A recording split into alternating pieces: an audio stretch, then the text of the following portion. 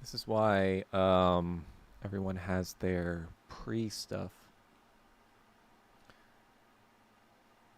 like pre-roll before they go live.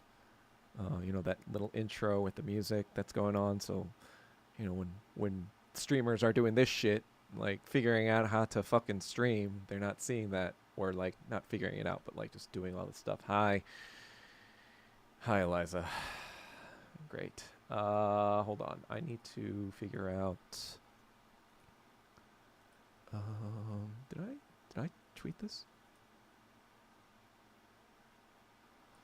I need to figure out. Did I successfully? No, I did not. Thumbs up. Let's do this. Damn it, that didn't work.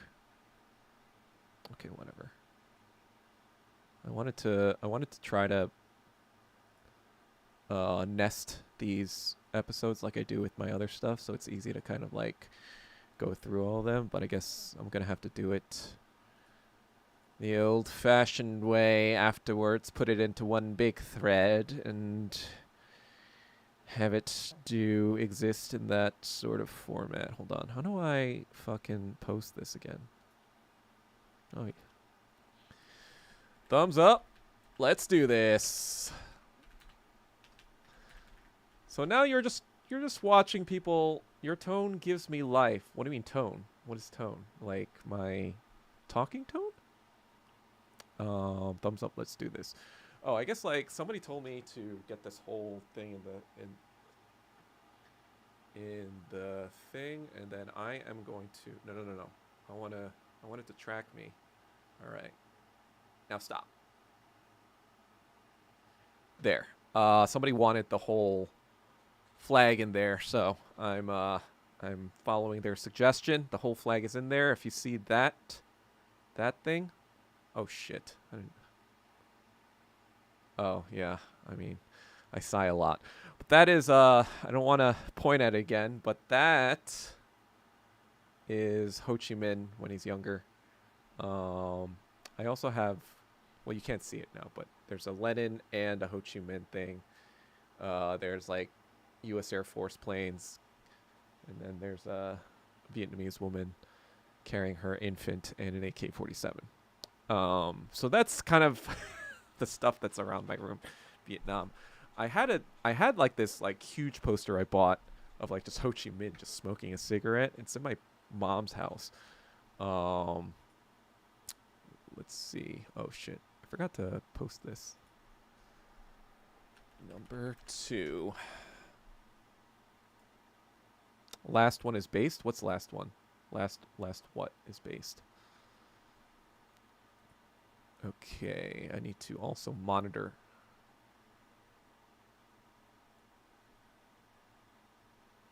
So how I have it kind of set up, since I'm boomer and I don't know how to do multiple things at once.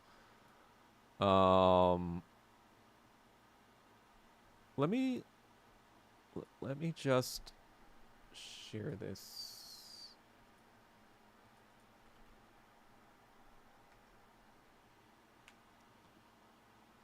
All right. I think I am live on all the platforms that I wanted to go on. Oh, hi Samuel Sir. I don't know who you are, but what's going on? Oh yeah, Vietnamese mom with infant and AK. I guess I could show you. I mean, it's only you right now, so.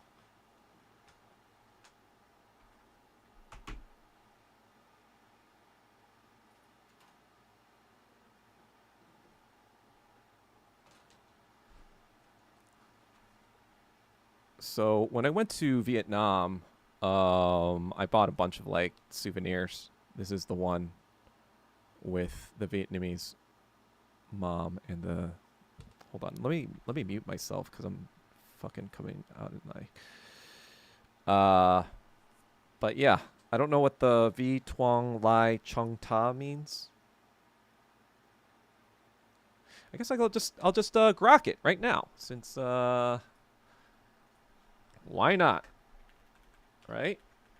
It's my fucking stream. I'll do whatever fuck I want. All right. All right. Let me just type this. V Tuong Lai Chong Ta. It's a Vietnamese phrase that translates to "for our future, because of our future." So that poster I just showed you, that's what this means. For our future. Um, Obviously, Vietnamese women were a huge part of the war effort against the United States, um, as they would be bombed regularly, with like heavy fucking bombing, from 64 to 68. Um, they would need people to kind of repair, right? Like so Vietnamese women would repair a lot of the kind of like the the defenses and the building stuff. So like they would bomb them one day and then they would be like, wait, we just bombed this. Why is this like why is this not bombed? Why is this not destroyed? So they would like keep building like like they would be those forces. I mean there was also Vietnamese women snipers. I think that were more kind of lore heavy. I don't know if I believe a lot of the stories because I feel like they came from like these American soldiers who wanted to make like these, like this like like there was this one I guess Vietnamese women sniper that they called Apache, that took out a lot of people, but I think it might have been a little bit of a tall tale. I do think that sniper probably was ruthless and brutal and but I don't know if like she was actually that like it kind of reminds me of the Ghost of Kiev, the when they're talking about that, like how do people like with a straight face like talk about stuff like the Ghost of Kiev, like these stupid fucking liberals who talk about this shit, right? and and it's like they don't have any shame of being fucking wrong. Damn it, I didn't want that fucking sorry. There. The flag is in the frame. I should fucking pin that part. I don't like that little thing that's hanging down. Sorry, my OCD is on my case. But anyway, it's just kind of like liberals are so fucking stupid. It just amazes me sometimes. Like they remember when the Ukraine was happening and they were like Ghost of Kiev, blah blah blah, whatever, and it's just kind of like, did they not learn how wrong they were? And then now they're talking about fucking Israel and Iran, and I was just like, and like the fucking feminism bullshit that fucking retard met with Mike Pompeo a few years ago, and you're like, are you guys really that retarded? You guys have no idea what the fuck is going on. Like, shut the fuck up. Like, liberals need to just shut the fuck up. You fucking idiots. God, I just fucking hate liberals. In case you didn't already get that by now. All right, the Ghost of Kiev, Doug Kim. Oh, thanks, Showgunner. Hello, Doug. Hello, Nico P. Samuel Sir said KTSC is not the same without Doug. So glad he's posting videos on his own channel.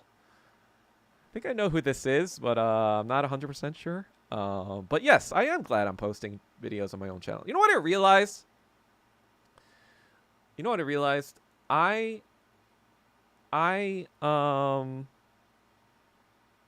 feel like I was getting in my own way. I had talked about this in the last one where I was like, I think like, yeah, coming from, the entertainment background, I was more of a perfectionist, like, cause like you want your stuff to pop, right? You want your stuff to be really good, especially in the industry, like, being the way that it's structured, you really don't get like more than a few shots to impress people. And like God, I remember, oh my God, it's a terrible story. So back when I was in New York, I was still, I went to school for acting in New York. I went to a conservatory for 2 years. from 2008 2010. It was like a Meisner. If you're familiar, it's one of like the Stanis. It's like from the general school of Stanislavski, who's like more like in that realm of method acting and God, I keep doing that. All right, whatever. I don't want to fucking deal with it again. And so Meisner, Bill Meisner, he wasn't my teacher. Not, God, I'm getting all the fucking names mixed up. Not Bill Meisner. Stanford Meisner, or something like that. Oh, God, now it's gonna piss me off. I need to fucking Sanford Meisner. Jesus. I never met that dude. That dude, I think, died before I even like knew about him. But Meisner is a sort of like technique. It's not quite method, but it is sort of like this kind of in that realm. And so I studied acting for 2 years, and then I was also in New York for a couple of years after that. And you know, there are these. They kind of outlawed them now, but back in the day, there used to be in the early 2000s, in the early 2010s, I mean, maybe even earlier than this. I was only familiar with it because I kind of like familiarized myself in the 2010s with this thing. But basically, there were these casting directors who ran workshops, and so let me back up. If you're not familiar, like a casting director is basically who casts the show. Like let's say you have a TV show like Friends or something, and let's say there's an actor that's obviously like the main cast is already kind of set with like testing and all this other stuff, and you know, it's a little bit more of a in-depth process back and forth. But like, you know, like on a random episode, let's say you want to bring in a guest star, you want to bring in someone else, whatever, they go into the casting director's office, they do an audition. Unless they're offer only, you know, if they have a certain cachet of like credits, then they're offer only, which means they only go into the job for if there's an offer available. They like, it's like, oh, I kind of like proved myself. I don't need to reprove myself with an audition. If you know who I am, you kind of know what the flavor I'm bringing. That's the kind of idea with offer only. Anyway, you come in, you do your audition, and you know, like you'll by the end of the day or the next day, you'll probably get a call back if they want you back, and then like you'll either do it again or whatever, or you know, if it's a smaller role, sometimes they'll just book you. Hey, Green Arrow LP, what's up? But so these casting directors, because you know, you want to make a little bit more money on the side, I guess, but they ran this thing, or they started to run this thing where casting directors would teach a workshop, right, to actors, and it's more kind of like, I guess the idea or the workshop on the surface is like, oh, get a chance to act in front of these casting directors and get tips on like what you're doing and like blah blah blah, and how to do certain scenes and how to do it for a casting director, and how. But what it really is, it's somewhat of a pay to play networking thing where now, you know, like, because think about it, when you're first starting out, like, even if you have an agent or whatever, they only have like your reel and your headshot. Sometimes they don't even like care about your reel. They just look at your headshot, and if they don't like see anything in the headshot that they like, they just fucking move on. And so in order to differentiate yourself, or in order to like kind of like stand out, you kind of like have to do these like little things to ingratiate yourself into these rooms, because you know, casting directors into smaller shows or TV shows is how most like actors who are starting out start acting. I mean, these days it's different because now they just cast based on followings and your fucking like, yeah, your Instagram followings and whatever. Because like nowadays nobody cares about acting talent. It's just like, how much slop can we throw in your eyes? But back in the day when they did used to care about that, they had these casting director workshops. So I went to these casting I went to like one or two in New York, but I mostly went to them in LA when I moved here. But then there was this one Oh my god, that was so fucking embarrassing because like, oh god, it's just like terrible even thinking about it. But you know, like when Breaking Bad was on air, it was like 20, yeah, it's 2008 to 2013, right? So it was in that window, and I knew this casting director casted for both this and AMC's Walking Dead, I think. So they casted for these big shows, Walking Dead and Breaking Bad, and I'm like, oh my god, this like casting director, and I was like so excited to like fucking do shit, and I just totally fucking like blew it. I was just like, it was probably the worst acting I've ever done in my life. Like I was fumbling over my lines. I didn't like, and it was just like I knew everything. It was just kind of like because of the moment, I choked. I guess I fucking choked. Hey, Asian movement, what's up? Um, and so yeah, I don't know where I was going with this, but I choked. Oh, I think from that moment on, I had this kind of like, okay, if I put anything in front of anyone that has any influence whatsoever, I was like, I can kiss showing up on Breaking Bad or anything related to that goodbye. Like let's fucking let's fucking throw that out the window. And if you're that casting director, I'm sure you were probably you probably don't even fucking remember, but like sorry for that. That's not me. That's not representative of me. Okay? Sorry. Um but I guess from that moment on, I became more of a perfectionist. I was like, okay, if I didn't put anything out, it needs to be fucking perfect. It needs to be something I would be impressed by or like. And so that's why kind of like I don't release stuff that often, but I feel like the stuff that I do release is pretty good quality. I mean, like I was somewhat unhappy with the the Forever Young video, but yeah, that's just whatever. I mean, people liked it, whatever. Hey, Wesley Curry too. Dot. Doug, you are the goat. Thank you. Um, I try. I mean, like I'm just a not the goat. I would say I'm the greatest of all. Like, um, you know, subsection Korean Americans who talk about communism. I'm the greatest Korean American talks about communism, I guess. let's limit the bucket to greatest of all Korean Americans who talk about communism. I mean, I mean it's a short list, but I feel like I'm up there. If you deny and reject that Jesus appeared to you 7 times, he gave you a commandment which you refuse to him, tell the vision. Huh? Isn't it 3 times? Isn't that what Peter did? And then like, well, Jesus forgave him, right? So even if you do deny Jesus, sometimes you're still forgiven because well, that's what it's about.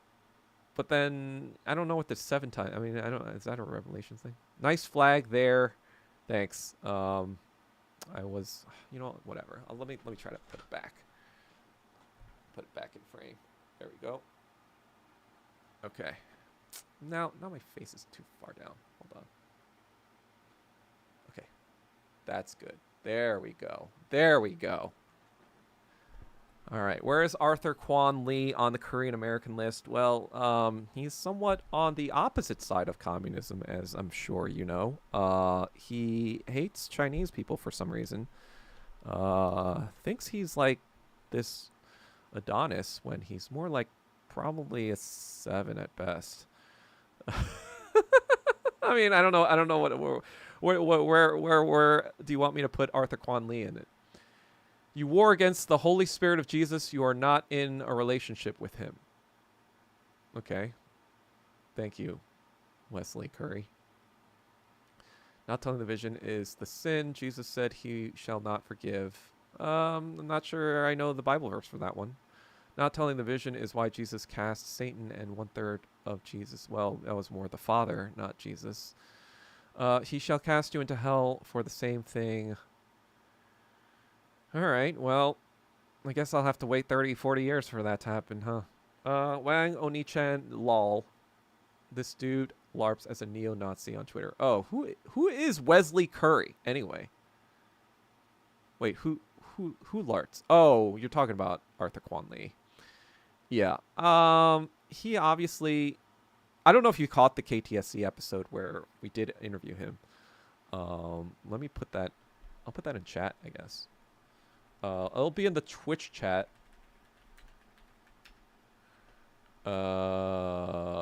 Because that's the centralized chat. See, it comes up on the screen. See, it's right there. On the bottom right. Should I leave these to not vanishing? Whatever. You know who I am. I think you're probably Pete, which is fucking annoying. But that's fine. I think Arthur Quan Lee is a paid actor. Who's paying him? Asian movement. Who's paying this actor?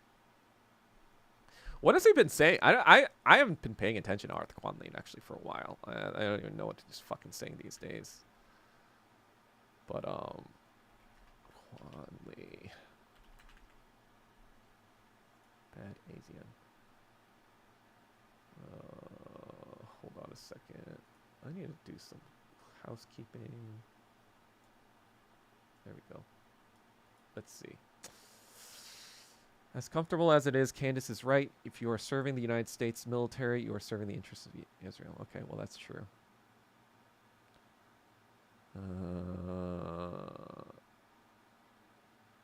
I almost feel like he went too far, and the Groypers kind of like were like, "Oh, this guy sucks." Like, I don't know if they'd say this, but he's like basically like he's too much like a fucking cuck. You know?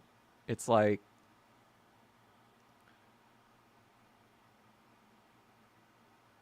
he so desperately wants to be white.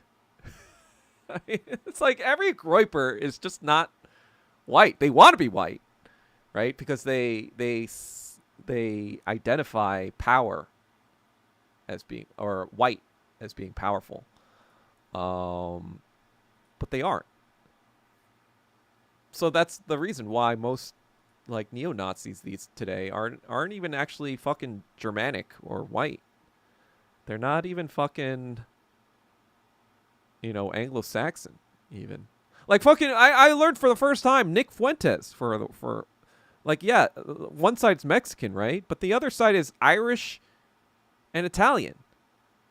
And, the Irish people, they were Celtic. They were not Anglo-Saxon. And Italians, obviously same kind of things. They were more Mediterranean. They were closer, I guess, to, well, the Jews. I mean, let's be real. It was like, where do you think the Romans came from? I mean, that's the same fucking area. God. I mean, I guess Wesley Curry is giving me some material to talk about, so I guess I can't be too angry at him, but whatever. He wants to be Japanese now? Oh, God. It's because, like, he has no real ideology. What it is that, like Kanye, or even before Kanye, like the fucking Sex Pistols or punk rock or all this other stuff, they all, they did this teenager thing type rebellious thing of like, oh, look at how edgy we are. We're like wearing Nazi shit. And so this is provocative, and this is in your face, and this is like, we're being badasses. That just feels like this high school shit that he's doing of like, oh, look how much I can praise Hitler on the main and look cool and whatever. And the only reason he has any sort of fucking platform is because the Groypers fucking boosted his shit. Like, he's like whatever. But the Japanese thing actually reminds me of, has anyone watched the movie Exuma? It's like this Korean film that came out maybe last year or 2 years ago. That actually had like very explicit anti-Japanese themes in it. I was very surprised. Or more anti-Japanese Imperial Japan themes. But like you don't really see that often actually in Korean, or I haven't. When are you going to be on K-Town Social again? It is not the same without you. Well, the answer is never. And you're just gonna have to deal with this. This is the new KTSC. This is the Dugtown Social Club. All right. This is this is the Korean in my room town social club. So this is the new place where if you don't want to listen to retarded liberal slop, this is where you come in for the truth. This is where you talk about fucking, oh God.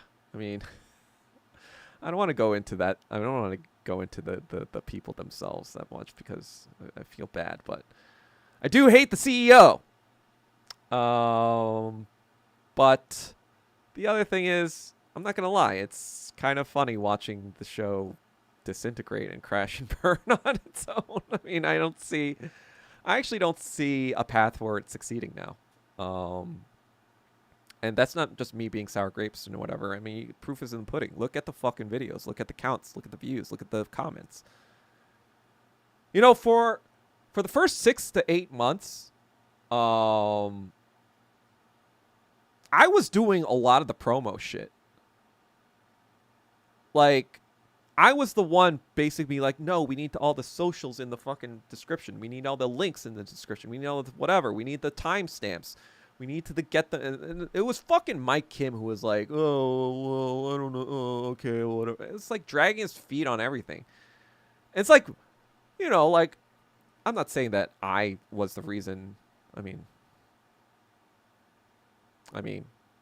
scientific analysis might say that. But I'm not going to say that I was the reason KTSC took off. But I feel like I put in a lot more work than Michael did. That's for sure. He was the fucking CEO, and it felt like it was just like throwing shit together last... Like, that'd be the annoying thing, too. Like, right before the show, it sometimes...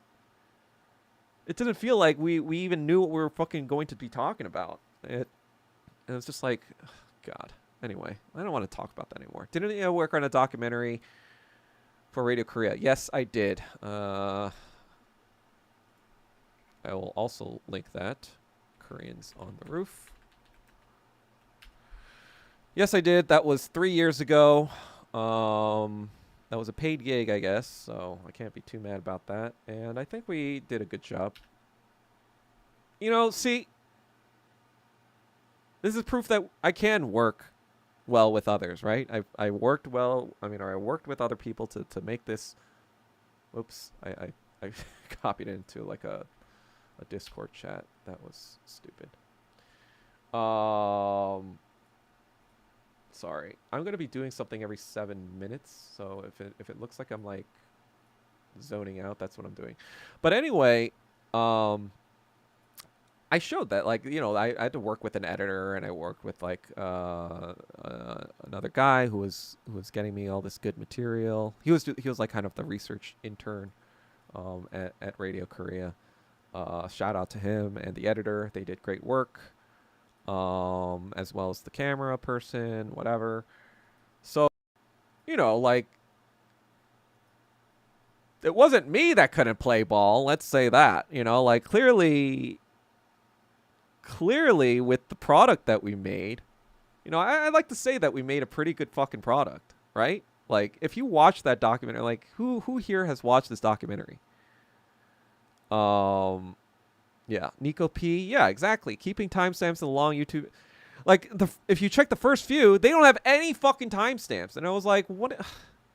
No one's going to fucking want to watch the whole thing all the way through if they don't even know who we are. We need to fucking give them little breadcrumbs to, like, fucking bring them in. You can't just fucking, like, throw hour and a half long fucking things. They have no idea who the fuck we are. I mean, I guess they were hoping that, like, Ed would draw in a lot of people, but, like, Ed didn't really promote it on his mains. So that's the other thing that pissed me off too. Because that's the other thing I noticed. Because like the K-Town Social Club accounts and all this other stuff, they followed Ed or the K-Town Social Club. They never followed the Yellow Knight. They never followed my socials. So that was also fucking bullshit. It's just like goes to show where Mike Kim's head is. It's just like fucking clout chasing. It's like the idea that, oh, because this person has clout, he is more true, or his words are or will more resonate with people or whatever. But that was like defeating the purpose of our entire thing. Like, speaking about communism is the exact opposite of popular.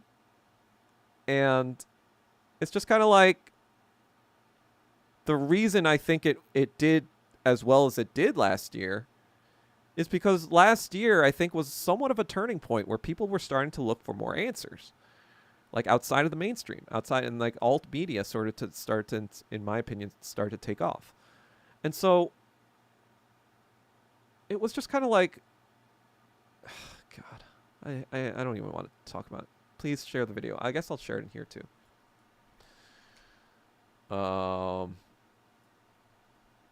Okay, so then what exactly is the meaning of jailhouse work? Fucking bullshit use. God, is this like, all right, I'm going to have to do something called ban. Oh, that just removed you. How do I, oh yeah, that's what I do. Bye-bye, bitch.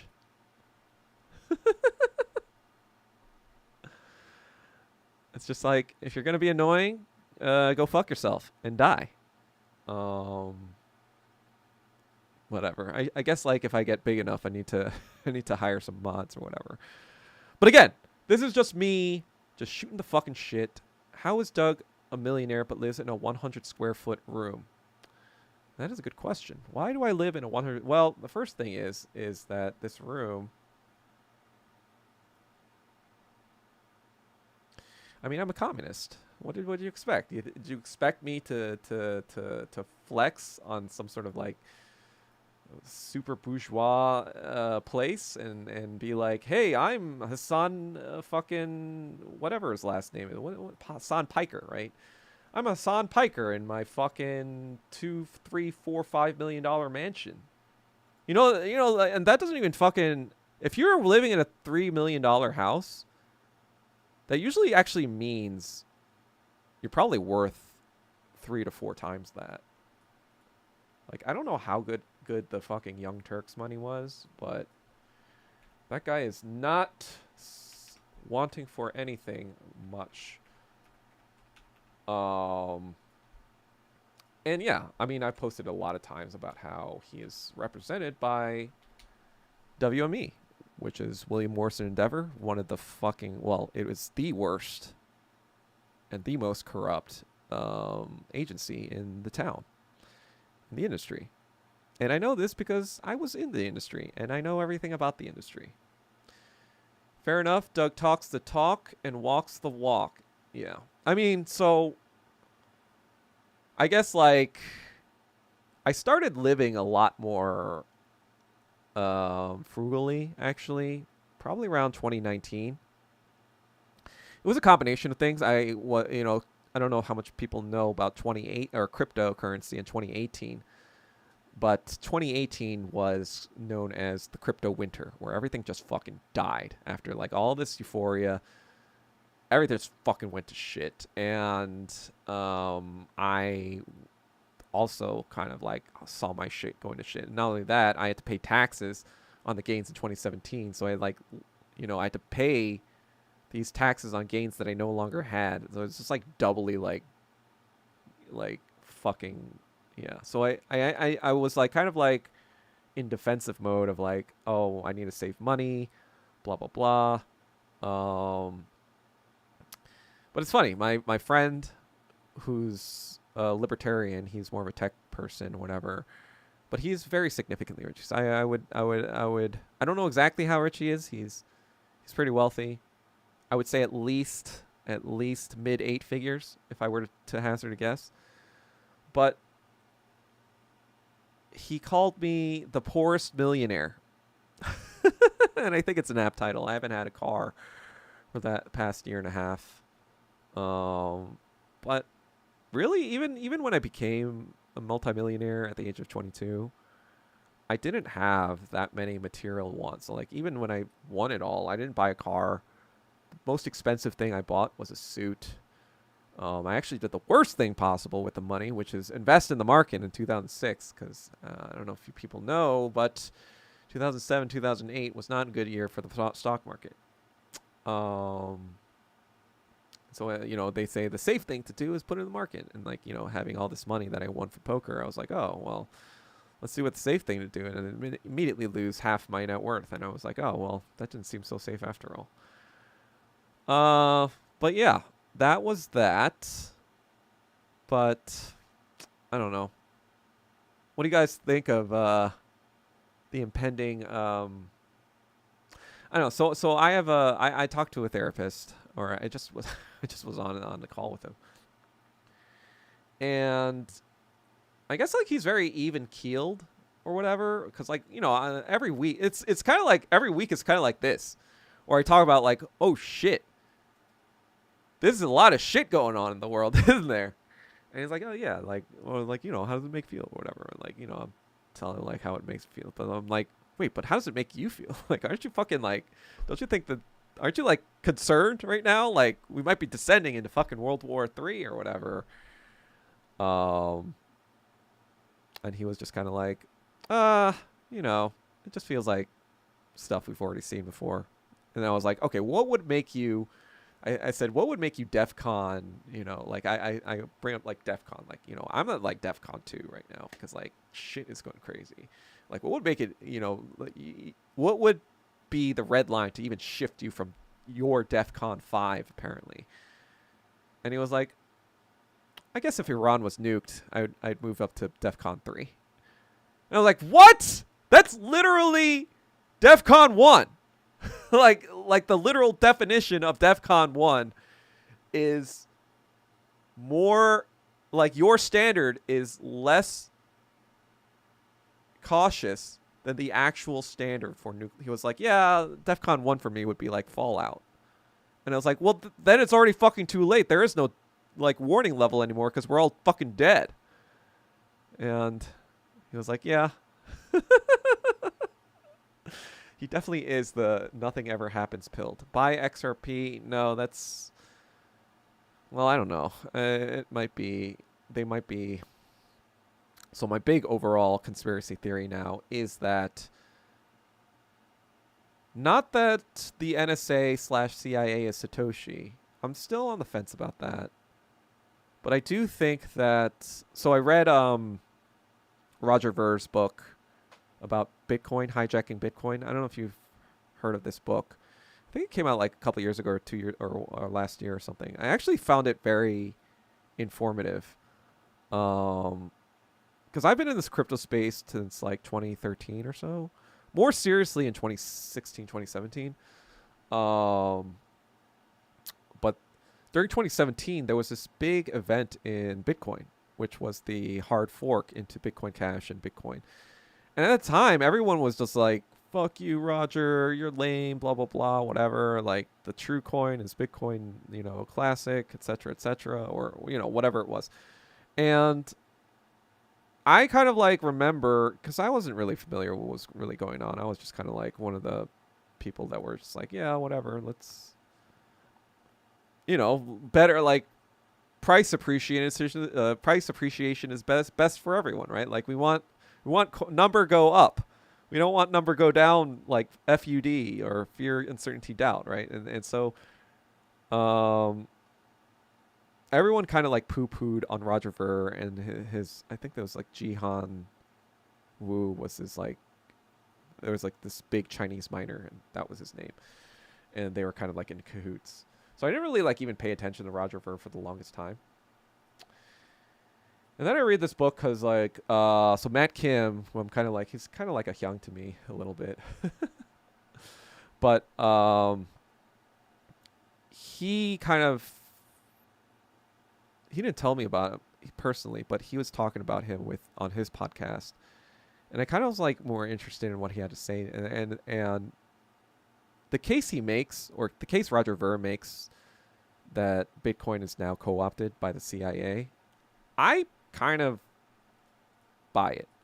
I think in 2013, he claims that so there are 5 Bitcoin core developers, like 5 main Bitcoin core developers, which is kind of absurd if you think about it. Like 5 people basically control this like $2 trillion asset. Like the ability to change this $2 trillion asset is in the hands of 5 people. And you know, so his narrative is around 2013, I think, right? So Bitcoin comes out in 2009. And in 2013, he says that some of the Bitcoin core developers started to talk about this 1 megabyte block size as if it's the end all be all for Bitcoin. Like that's what Satoshi intended. But Roger makes a very good case of like, no, that's not what he intended at all. It's like he only used 1 megabyte blocks back then because that was like, you wanted to make sure that it ran well, and the technical specs in 2008, 2009 weren't what they are today, or even back in 2013. Like technology, like Satoshi, obviously, being a programmer, being a technologist, has to know of Moore's law, right? Which is basically everything doubles in 18 months in computing technology. Which, I mean, like, probably not goes on today, but like, something similar. Still, everything is fucking progressing. It's still improving, like speeds and hard drive space and all this other stuff. And so when he makes the case that Visa and MasterCard, they have like so much more data in their blocks. Well, not blocks. They don't use blocks, obviously, but they have to transfer a lot of data because they have to handle all this transaction volume. And when you run the math, you're just kind of like, yeah, how is Bitcoin ever going to be actually a currency if you have to pay $1 to spend it every time you want to spend it? That makes it unusable for anything like less than like $100 pretty much. Like who wants to fucking lose $1 or $2 or whatever every fucking transaction that they're making? And so I don't know where I was going with this, but basically Bitcoin has been co-opted by the CIA. Sorry, this is just me rambling, isn't it? Well, I guess it is my fucking chat, so whatever. Gamer Jam. It's really counterproductive and inefficient that we have an unemployment system that forces you to constantly prove you're searching for meaningless, underpaid work, enriching a capitalist instead of a federal jobs program, getting work done which society actually needs. Yes. I mean, I don't know what else to say, but yeah, Gamer Jam. That's the whole thing. Like, even with like fucking, there's a scene in Breaking Bad where, Jesse and Walt, right? Their first operation goes terribly, right? Because they kill these two dealers that are trying to kill them, and then they get with Tuco, and that ends up being another disaster too. And then like you see the season 2, where Jesse decides to try to, I guess, like go back into the real world and find a job, and you have him in a suit, and he's like, trying to get the sales job or whatever, and you just kind of see the corporate person, like his eyes glazing over and be like, oh, what is this gap in your employment? And it's just like this nothing job too, right? Like this fucking sales job. Like how hard is it to fucking do sales job? Well, it's hard for people like me because I fucking hate the phone. But if you're talented enough, like what kind of like schooling or other job or other experience that you actually need to fucking do that job? And the other reason too is just kind of like something that I realized when I went to college even. You know, I grew up thinking like, okay, oh, I got to get into good college. And once I get into good college, you know, I can get a good job, blah, blah, blah, or whatever. But not only that, it's going to be, I'm going to learn shit, right? I'm going to learn all this interesting stuff and become smarter and blah, blah, blah. Like, no, that did not happen. Like, I remember almost nothing. Like, I guess I was a computer science minor. Um, we programmed in C and Java back in the day. But I don't retain any of that. And it's useless now because everything's Python or whatever.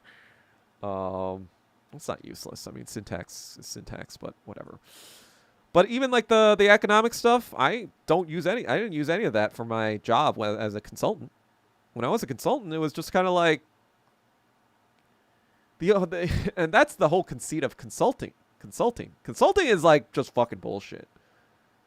It's just like what it is that it's an allowance for a company to use a third party to be like, hey, we're in compliance with things and we're doing things right? You know, it's just kind of like a reassurance thing.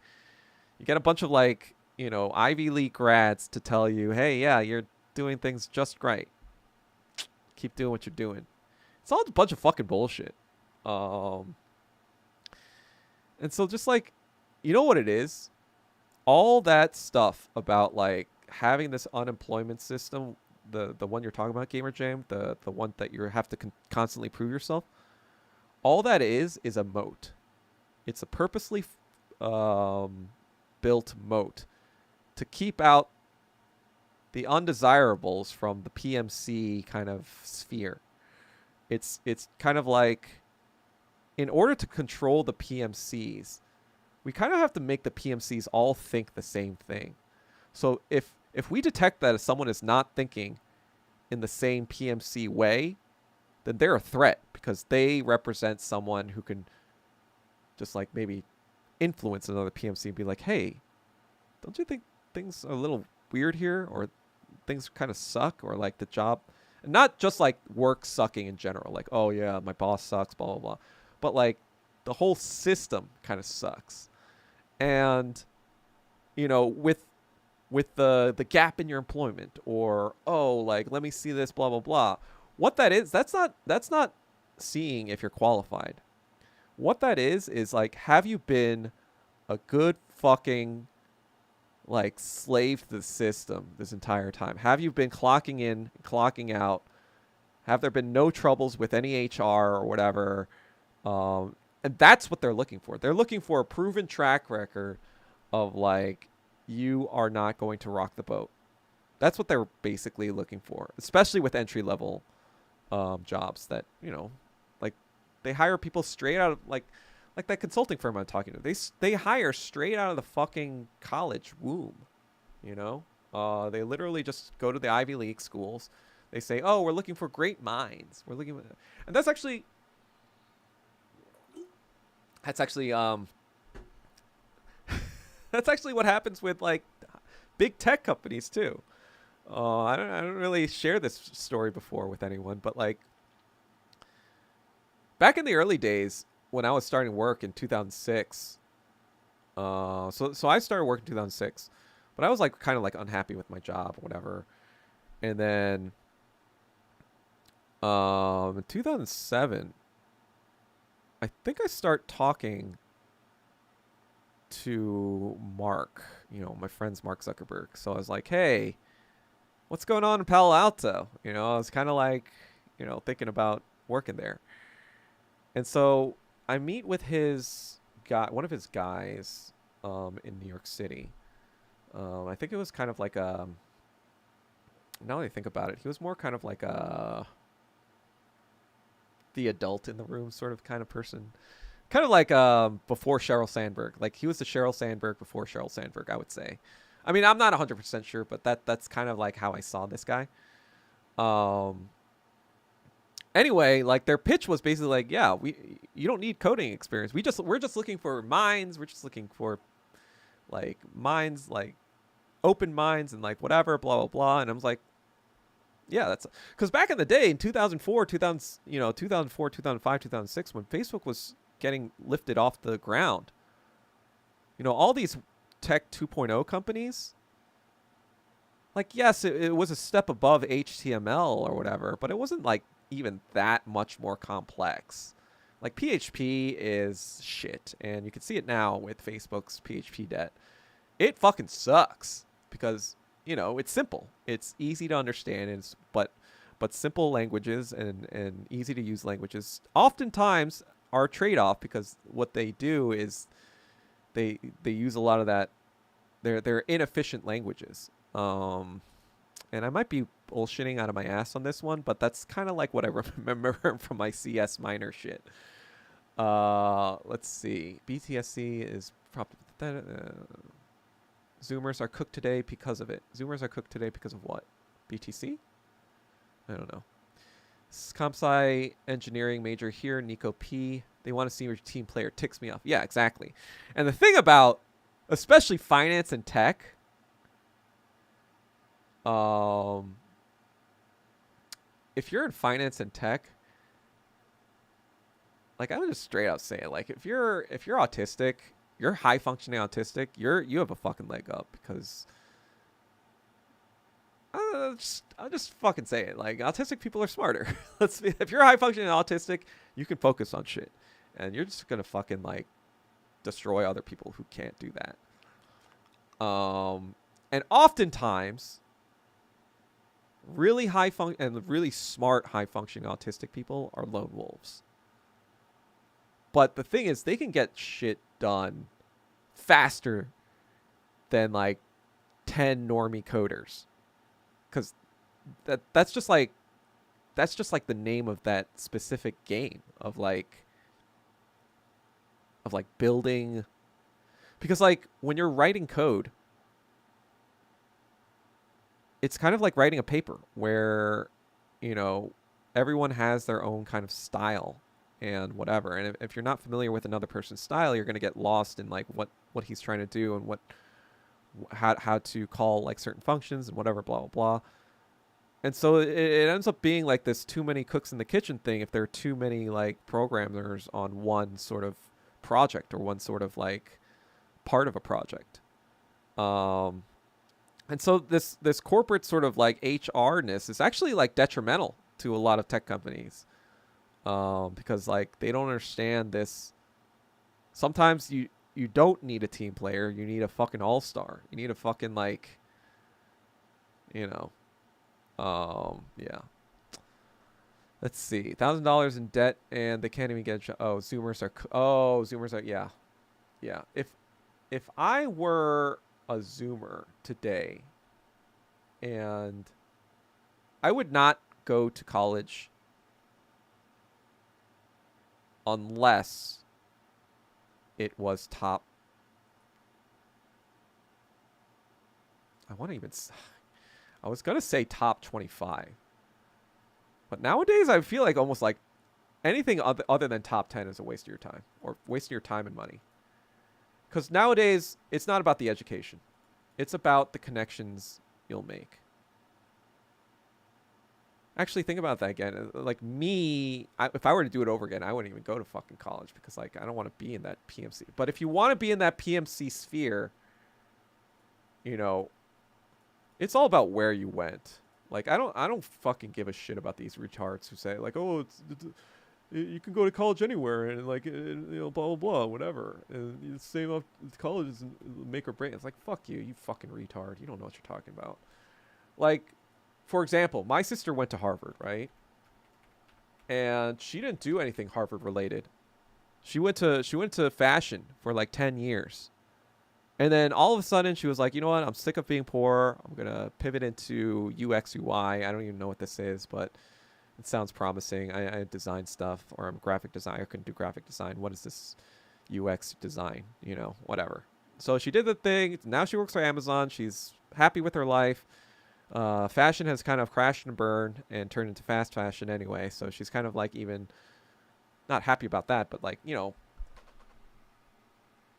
it's less of a kind of like a thing of a burden of like, oh, I left that behind, because like now nobody is a fashion designer unless they're like super rich and whatever. Um, but once she started pivoting into UX UI design, that Harvard degree still paid dividends. What that Harvard degree is it's kind of like the same thing of the HR thing we were talking about. It's kind of this thing where it's like this proven, oh, you've been validated by the PMC powers that be. The HR thing is one level of that, or but the Harvard thing, that's the fucking level of like, oh, you made it to the fucking show. And so if you made it to the fucking show, that means, you got something about you at least. So it might not get you the job. It might not get you, they may like interview you and decide, oh, you're just a idiot or whatever. But it gets you in the fucking door. And like, I mean, I don't know this for sure, but I would say that like my sister's ability to get employed and get employed fairly quickly in the UX UI space, which is very competitive today now. At her age, I would say a large part of that had to do with going to Harvard. And anyone who tells you like, oh yeah, just go to whatever, I mean, it'll still be the same thing, like, whatever. It's like, fuck you. You don't know what you're talking about. How good is let's see. Yeah, they essentially graduated to worst job market, I think, in American history. I mean, like, millennials kind of had it pretty shitty too. I mean, I was laid off my first job in 2008, but yeah, I guess maybe, I don't know. I don't know what the job market is like for Zoomers today. Yeah, I imagine it's pretty bad, especially with this downturn in the past few years. But yeah, is HR basically what Jack Ma at a Vail conference called a stupid job? I don't know. I don't know what Jack Ma said, but I wouldn't be surprised if he did. I think, you know what it is? It's a job for psychopaths. HR is a job for psychopaths who know how to compartmentalize their empathy and to deliver these fucking like corporate jargon bullshit lines when they fire people, to soften the blow and to minimize risk of being sued. That's what HR is. HR is just there to minimize company exposure to sewage. not like garbage sewage, but like sue the ability to be sued. So it's just kind of like I don't know. Is there HR in China? I guess there are, like, for the private companies, right? But I'm kind of actually curious to see how HR works in the Chinese context. If anyone can highlight or share with me that bit of knowledge, that would be well appreciated. But I can't imagine. I guess I can't imagine it being that different if it's in the corporate private sphere. If it's in like the Foxconn, especially Foxconn, like that's a little dystopian. I'm not gonna lie. But how good was Duke's engineering program? I have an EE undergrad shadow me so he can get a rec for med school. I know Duke's BME is pretty decent. I mentored a PhD BME candidate, smart guy. I think you're spot on. I didn't go to Duke's engineering program. I just went to the regular Bachelor of Sciences for economics, so I have no idea about their. But I was friends with a lot of Asians a lot of them were economics or engineerings. It was the Pratt School of Engineering, if I recall correctly. But yeah, a lot of them did study BME. They were pre-med, especially like the class 2003. That was a senior when I was a freshman. They were like all like pre-med. I was like, okay, this is, you guys like didn't want to try anything else. I mean, I guess I was pre-med for a season. I took orgo and physics. That didn't go as well because I never attended class, but that's another story. But yeah, the EE stuff, probably a little less talented in that area. I mean, obviously EE and CS stuff. You want to go to Stanford, you want to go to your MITs, you want to go to your Caltechs. But it's not a slouch either. I would say it's kind of like middle of the pack in terms of I don't know. I mean, I haven't been to Duke since 2006, so a lot can change in 20 years, right? I agree. Us millennials had it pretty bad. Yes, we did. I wish I knew, but I'm ABC, American-born Chinese. Yes, I'm an American-born Korean. I'm ABK. When I think about my life, collision. When I think about of how my life would be different if I went to a good university, I imagine myself having shelves for my books. I don't know if that's a dig at me for not having shelves for my books. This is kind of like the aesthetic I kind of wanted, though. I wanted, like how streamers have their kind of like vibes and like, I kind of like that it's sort of messy and sort of crazy and sort of like this mad scientist vibe of like, and it's kind of highlights or representative of who I am, really. I am kind of like a mad scientist, crazy person who just stays at home and reads dense philosophy and then trolls people like a 13-year-old at the same time. Just like this amalgam of like craziness, I guess. Speaking of, I am halfway through now. Halfway through. It literally takes me, I think it takes me, if I were to calculate, it takes me 5 minutes per page. And that's just because, like, when I read the paragraph, right, there's 800 paragraphs or something in this. There's also a commentary section. So this is why if you're going to read this, or if you're going to try to read this, I recommend the Inwood version because they have a commentary. The Miller version does have a commentary as well, but this is newer and it's regarded, I don't know. Fred Rush from Notre Dame Philosophical Review says, Inwood's guide is both more textually engaged and more philosophically sophisticated than its predecessor, Miller. The commentary and the preface and introduction is especially worthwhile, and the translation is very dependable. So the Miller version, I think that was around the 1970s, I want to say, 1980s.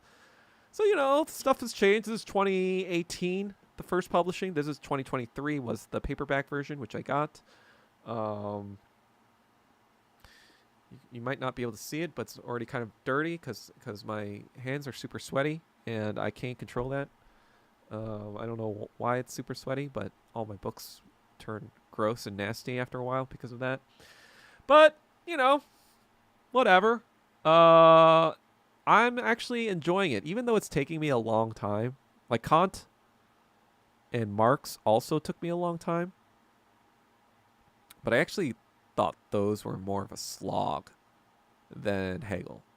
With Hegel, you feel like, yes, it's hard to grasp, but you like want to grasp what he's grasping. Like Kant is just kind of like, this is how it is, and this is the structure, and you kind of like have to follow like all these fucking predicates, and you got to follow all these pronouns to figure out, like, decode what the fuck is going on. With Hegel, it's even more complicated than that. It's actually like, wait, so the thing in there is also the thing in here, and it's also the thing that's above it, and it needs to sublate that into itself, and you're just kind of like, wait, what the fuck are you saying? And I will eventually probably read. So I have 3 versions of this book. I have the Miller version as well, which I didn't finish the first time when I started trying to read it in 2022. I'll finish this.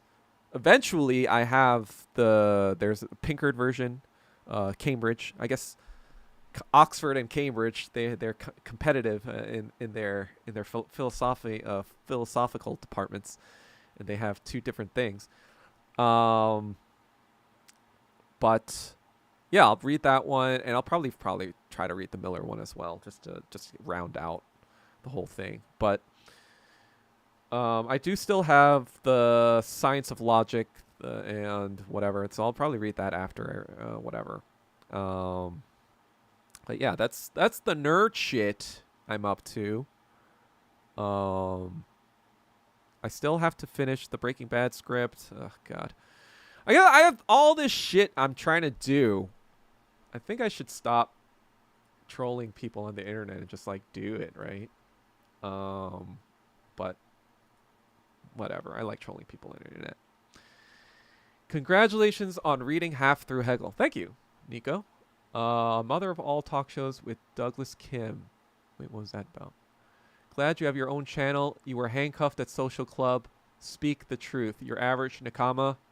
Thank you, or Nakama? Nakama. That reminds me of dinosaurs. If you're old enough to know that reference, that there was like a TV show in the 1990s about this like family of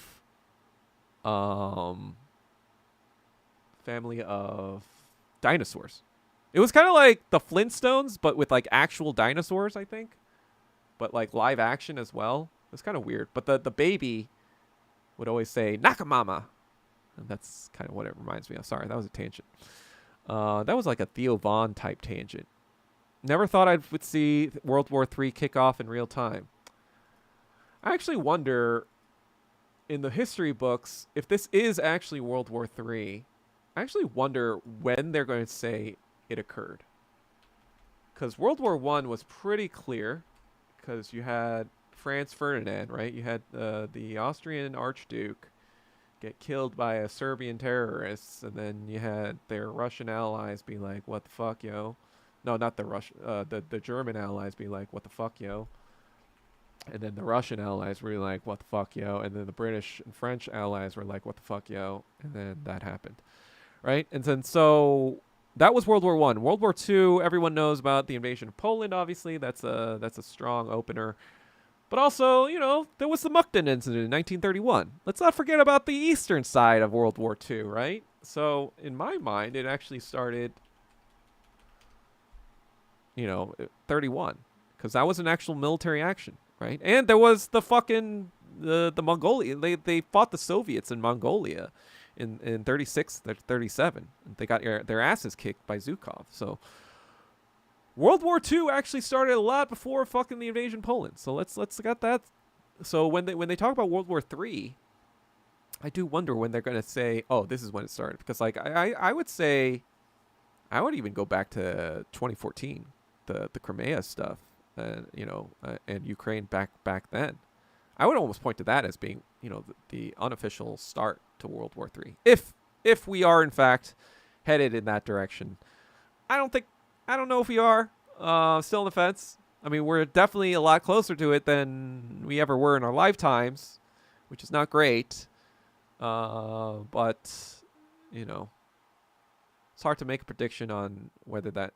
I feel like a World War III is inevitable. I just hope it doesn't kill us all, because that's definitely possible. Oh yeah, Arab Spring. Well, I'm not that familiar with Arab Spring. I think that was 2011, right? I guess I have to figure out. I have to read more about that. To be honest, like I just became a communist like 3 or 4 years ago. So all the knowledge that I have, I've read in the past 3 to 4 years. Like I didn't even know who fucking Vladimir Lenin was. Wait, is that true? Yeah, I didn't even know who Vladimir Lenin was or Karl Marx were in before 2020. That's how little I knew. So I'm still getting up to. That's why I'm fucking reading 4 or 5 hours a day, right? All right, let's see. I grew up in the ghettos, and white and black kids felt better about themselves because they finally met an Asian who sucked at school. Oh. Sorry to hear that. Or happy to hear that? I don't know. Did you feel like you were more accepted as a result? That they were like, "Oh yeah, you're a retard like us." Just kidding. Oh shit, I hope they don't get banned from Twitch or whatever. Whatever. Thoughts on Christianity? I was born or I grew up in a Protestant or Presbyterian Korean church. I was a youth group Uh, praise team leader. I was also on the praise team and in college, and I was also in a Christian a cappella group for 2 years. And when I was 31, I stopped going to church. Um, but then in the past 5 years or so, or since I discovered Marxism, I'm kind of like reconsidering a lot of that stuff, especially like reading. It's funny because apparently in Germany, when Kant's Critique of Pure Reason came out, it basically like emptied a lot of German pews. A lot of people started to realize that, quote unquote, because the Bible said so was not a good argument or anything. So Kant's Critique of Pure Reason, ironically, even though he said that, you know, his system was like a Christian system ostensibly, I read actually that he himself was not really like a religious person himself. Like apparently he was not a believer in prayer at all. He saw Christianity as a useful construct in organizing a society.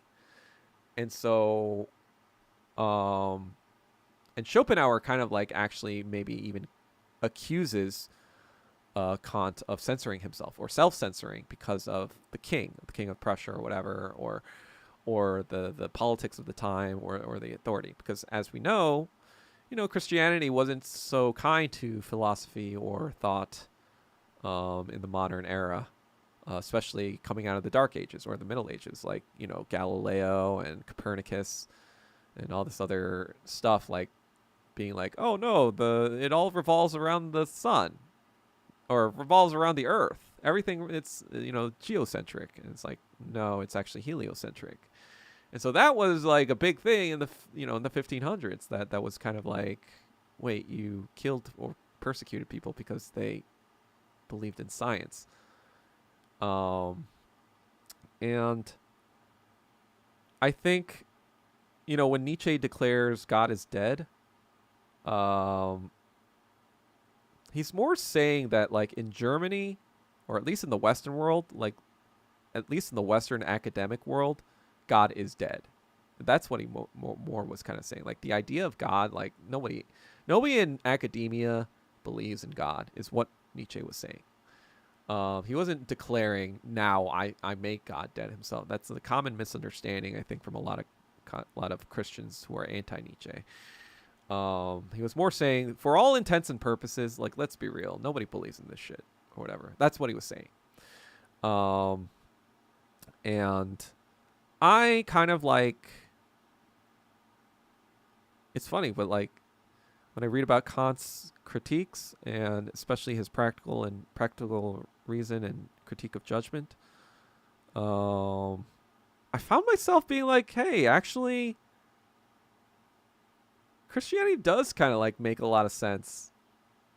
And then a lot of the stuff in the Bible started to make sense when I read Capital, you know, when I started reading Marx. And then a lot of stuff, like the stranger stuff in the Bible, started to make sense when I'm reading Hegel, because I was like, oh, I think this is like what the Holy Spirit is, like like conceptually. Because like back in church, like when they talk about the Holy Spirit, they don't really like, even at least in Presbyterian church, right, or Protestant church, we never talk about the Holy Spirit. Like, we don't even know what that is. We're just kind of like, oh yeah, I guess it's a spirit that just goes into you and makes you go like, blah, blah, blah, blah, blah, blah. You know, like you remember, you know, any of you Korean church being like, Hananim, Yasunim, blah, blah, blah. I'm like, all right, let's stop the fucking LARP, all right? Like, I never spoke in tongues, or I never like did any of that shit. I'm like, you guys are fucking LARPing, right? And like, let's cut the shit here. And so I don't know if they were LARPing. Maybe some of them were. I would say at least some. I wouldn't say all of them were genuinely fucking speaking. Let's be fucking real. Like Koreans are very tribal and they're very herdish. And so if one person is like saying, "Oh yeah, I'm seeing tons of," they all got to do it because then like, "Oh well, I got to do it too." And like, well, it's like, oh god, and that's the thing I do hate about Koreans. Like they're very fad oriented. It's just kind of like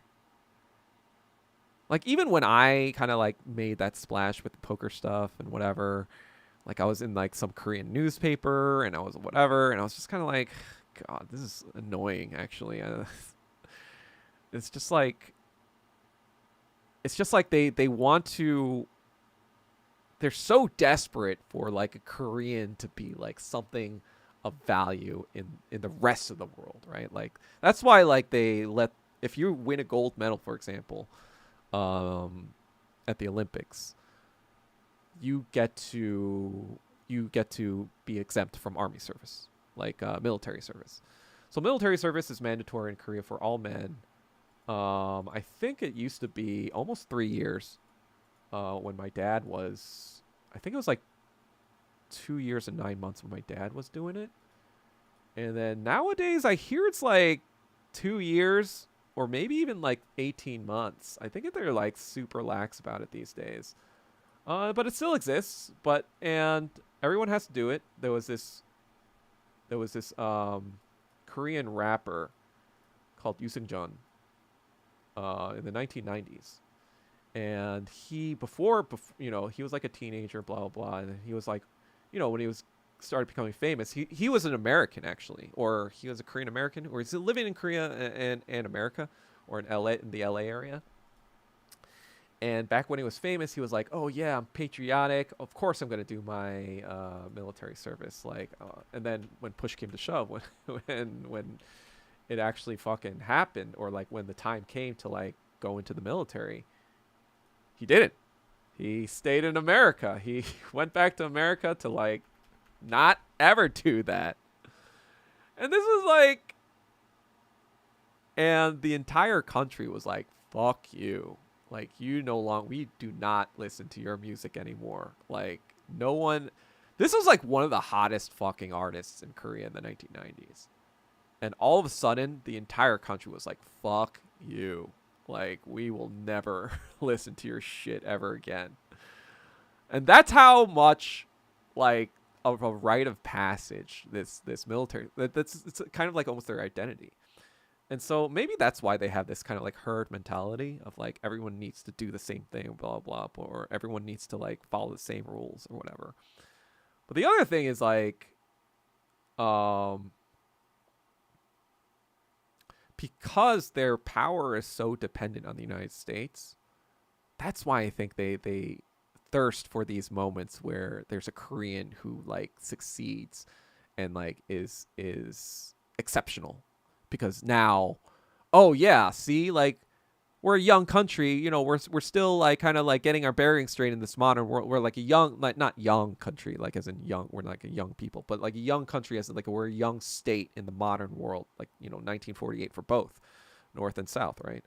And so it's almost kind of like a inferiority complex thing of being like, oh, we need to prove that we're on the same ground as these Westerners or whatever who might look down on us because we were kind of like a developing country of, like literally 50, 60, 70 years ago. Like we were one of the fucking most destitute countries on the planet. And that includes like Latin America, Africa, your who's who of the global South. And, up until the 1970s, they even lagged behind North Korea. North Korea was doing actually a lot better until the 1970s. In the 1980s is really when South Korea started to take off. But then, but yeah, I guess I don't know where I was going with that. I guess there was my thoughts on Christian. Oh yeah, so Christianity. I guess I'll finish the Korea thought. I mean, I guess the Korea thought is more like, yeah, I guess we're all insecure. We're all out of faith. This is something, but I am ashamed. Okay. Group of the Ghetto. Oh yeah, thoughts on Christianity. Wang, OC. Your average Nakama. Your comments in the last KTSC video, a lot was calling for your return. Yeah, I saw those comments. Thank you, Steve. Facts, we need more Doug on Social Club. Well, you're not going to get any because I am never going to work with Mike Kim ever fucking again. Fuck that fat fuck. Yeah, I'm petty. I'm petty as fuck. That motherfucker is fat. You know, let me point you guys to the tweet that I subtweeted.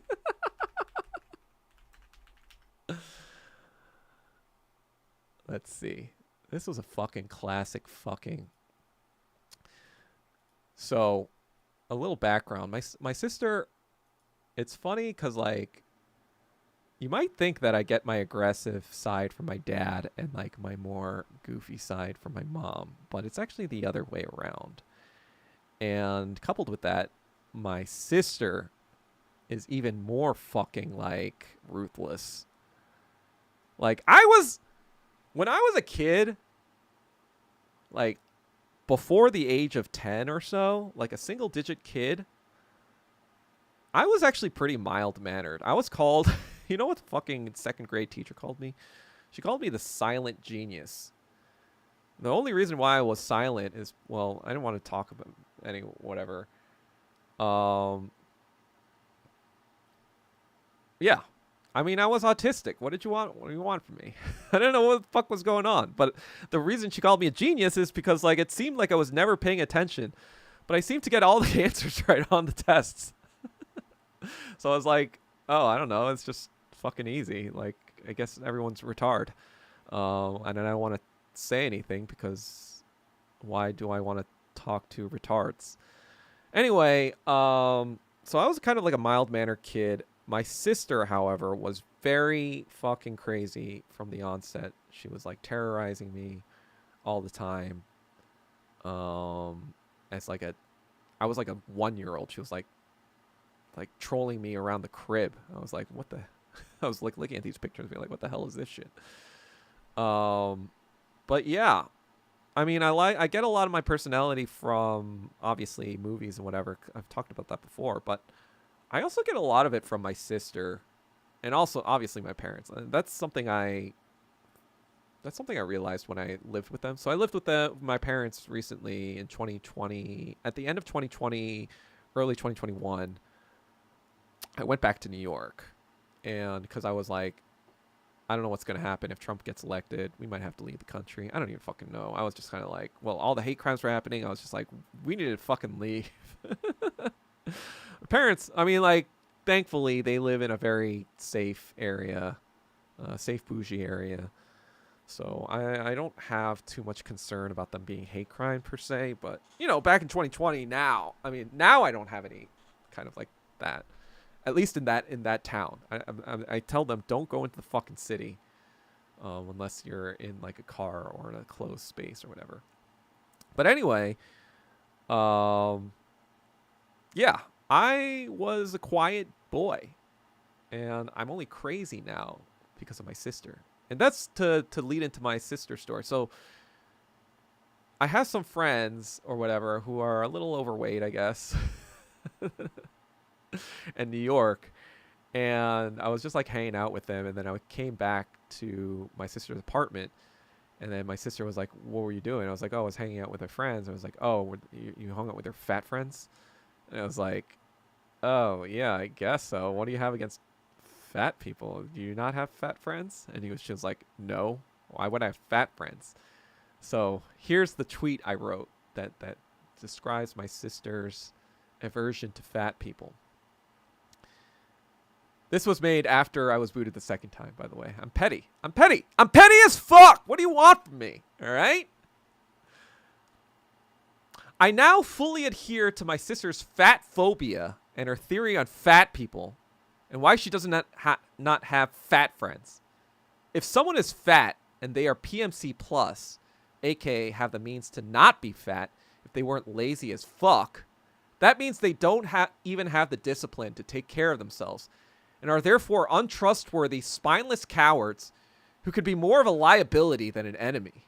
Since when push comes to shove and their material conditions are threatened, They may stab you in the back to protect their own fat asses.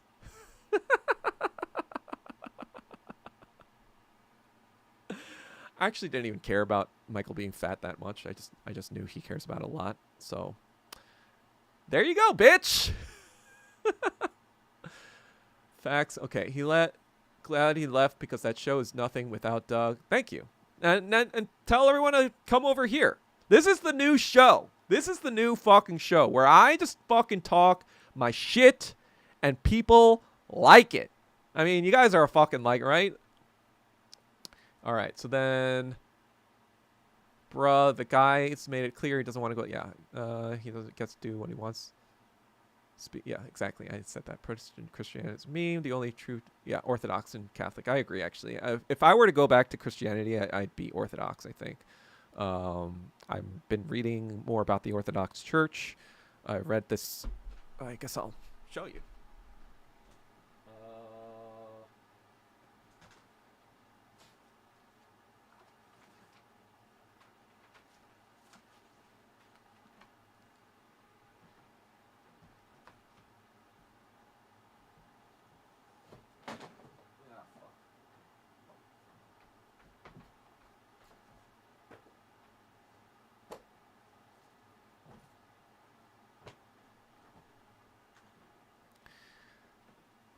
So this is the book I read. It's kind of like, it's not that long, but it's kind of like a history of the Orthodox Church, which is actually kind of informative, even if you're not Orthodox or not even interested in Orthodox. I think this is actually important to understand the history of the church. I never even like knew a lot of this shit until I read it. And then a lot of people also don't know that the Orthodox Bible has got a lot more books than the regular Bible. It's got stuff like, well, I'm interested in this book called The Wisdom of Solomon. So basically, I guess small story. When I was a kid, when I was like 8 or so, and I was still into the Jesus Land stuff, I was reading about Solomon, right? As an 8-year-old. And I was like, oh, wait, this guy just prayed to be super smart, and then God made him super smart. I want to be super smart, so I made the same fucking prayer. And then I realized being smart is a fucking curse.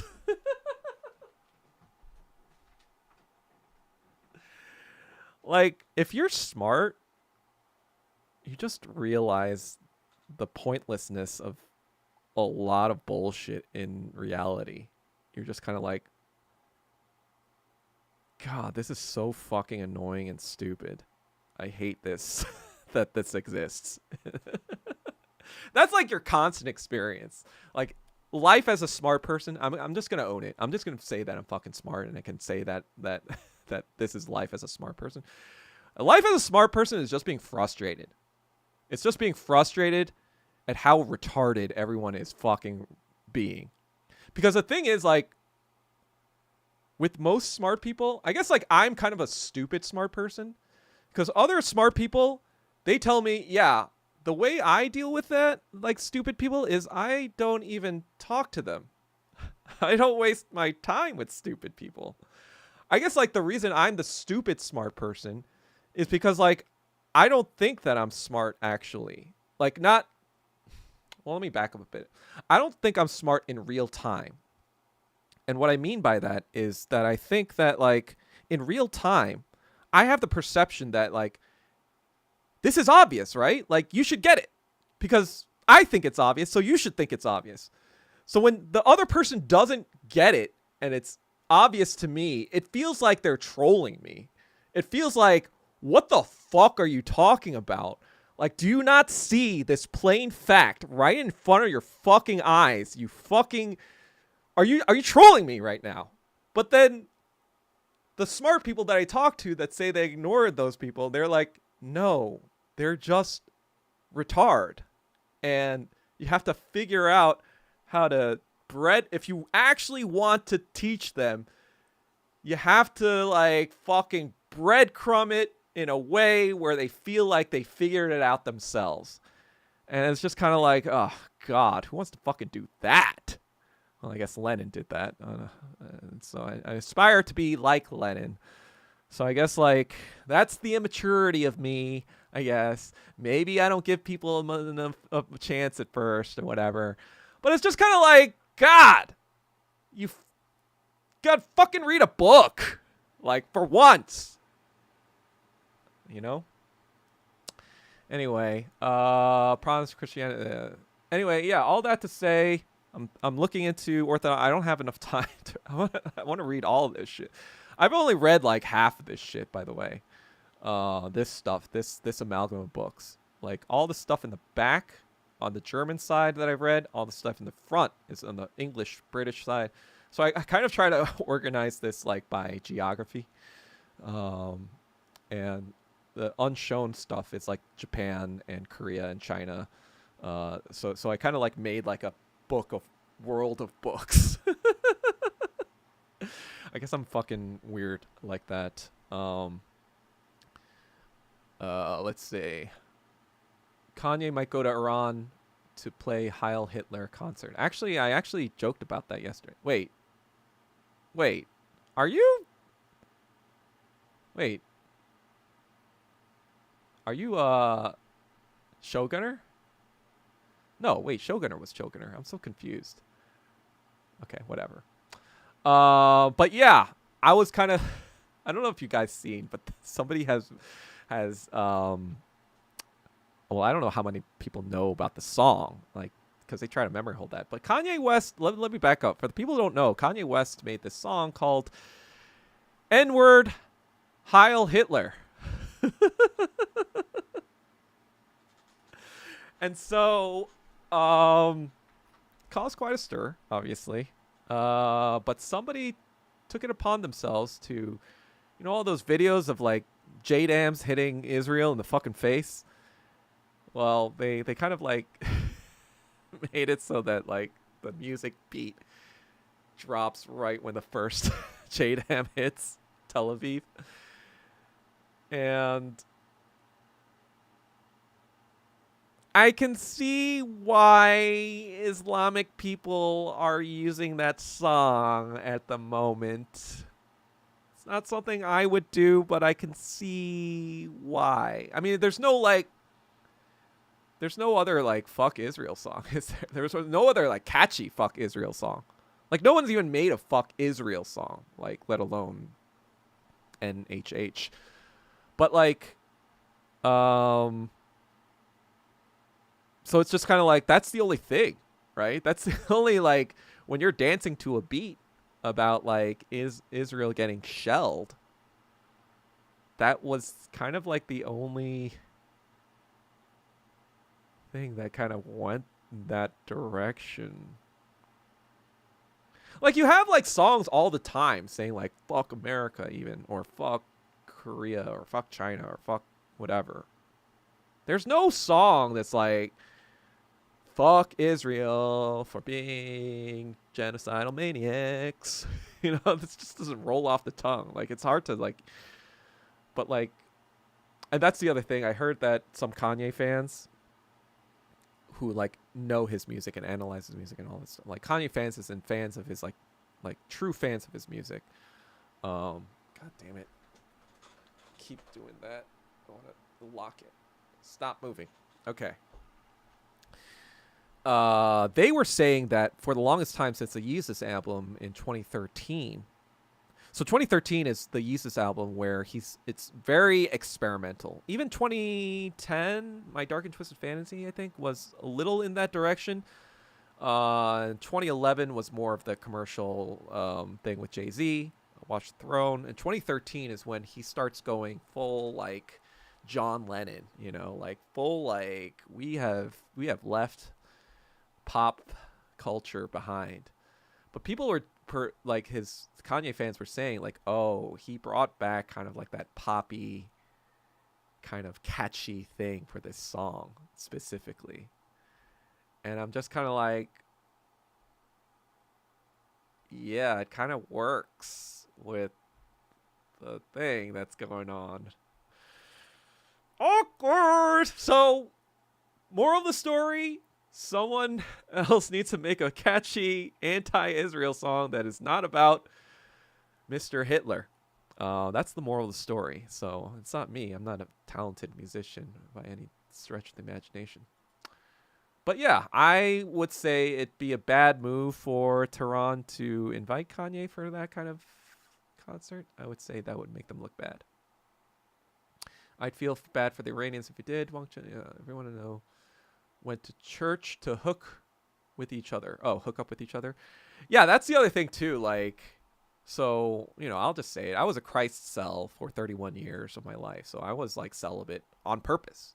Like, I wasn't like, oh, I'm an incel, I can't get women, whatever. Like, there were like girls that wanted to jump me when I was a fucking teenager. And like, let's be real. If I wanted to get laid, I could have. I was a fucking millionaire at the age of 22. The idea that a 6-foot, 22-year-old would not be able to get fucking laid voluntarily, like, you guys are fucking retarded if you think that. If you're calling me an incel, you're just fucking retarded. But yes, I was a vol cell. I was Christ cell, I would say, for 31 years. And it was funny because, like, when you say that everyone went to church to hook up with each other, I didn't get the memo. I did not get the hookup memo that this was a time to hook up with people. I was like, oh, this is a time to worship the Lord. Do the Christian thing and fucking go to the youth group. Like, my mom made me read a proverb every day and a psalm every day or whatever. And learn about this shit. I was like reading apologetics like Tim Keller and a little bit of fucking C.S. Lewis and all that shit back in the day. Whatever. It's fine. Tim Keller's okay. Tim Keller's all right. I kind of like want to distance myself from Western theologians now, though, and kind of like read more about the other stuff. But who has the fucking time? Who has the time, right? Yusuk Jung is your Korean is on point, Doug. Actually, it's not really. I have a decent accent, or if I have enough lead time, and I know what I have to say, or if I know what I want to say, then I can, and if I have time to practice, I can make it sound pretty good. But my vocabulary betrays me. So like if any Korean spends more than like 30 seconds with me, they'll know that I'm a Kyops McOps. But whatever. Like, I feel like some retarded people think that if you don't know, I guess, your root language, then you're not that thing. So what am I? Just white or black or just yellow?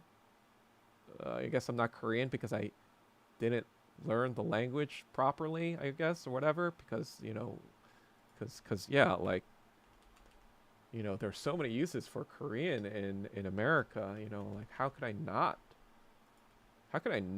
learn this language where I was going to a school with all white people that didn't speak that language? How could I not learn this language of this people that needed the Americans to bail them out of World War II and bail them out of the Korean War? That's the thing. When I was younger, I actually like hated being Korean. Not because I wanted to be white, but I was more like, what is so great about being Korean? Y'all needed America to like bail you out of World War II, and then you need America to bail you out of the Korean War. You couldn't even fucking fight against your own people. Like, what are you guys proud about? Being Korean. Oh yeah. So that's why, like, that, I guess that was my Nietzschean sort of being thought, before I even read Nietzsche, right? Like, I was like, where's the power? who has the power? It's the Americans. It's the American military. I was obsessed with like nuclear technology at the age of 9 because I was like, how do I make nukes? How do I get into this fucking nuking Japs business?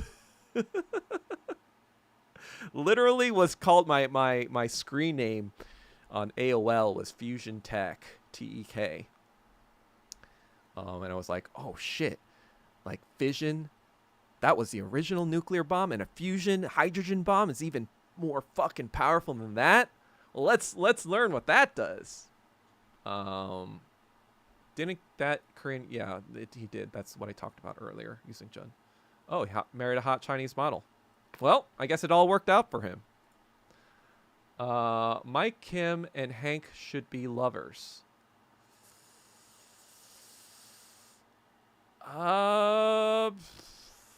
Yeah, I guess. I don't know. I don't think Mike swings that way, but you know, ha ha ha. Yeah, my mom is Korean. My dad is Chinese. My mom, okay, is way more vindictive. Oh, well, yeah. I mean, I think that's just women in general. Doug, I'm fat. Well, don't be. Just fucking stop eating food. Well, not completely. But stop eating as much food and start moving your body. You know? Doing this shit.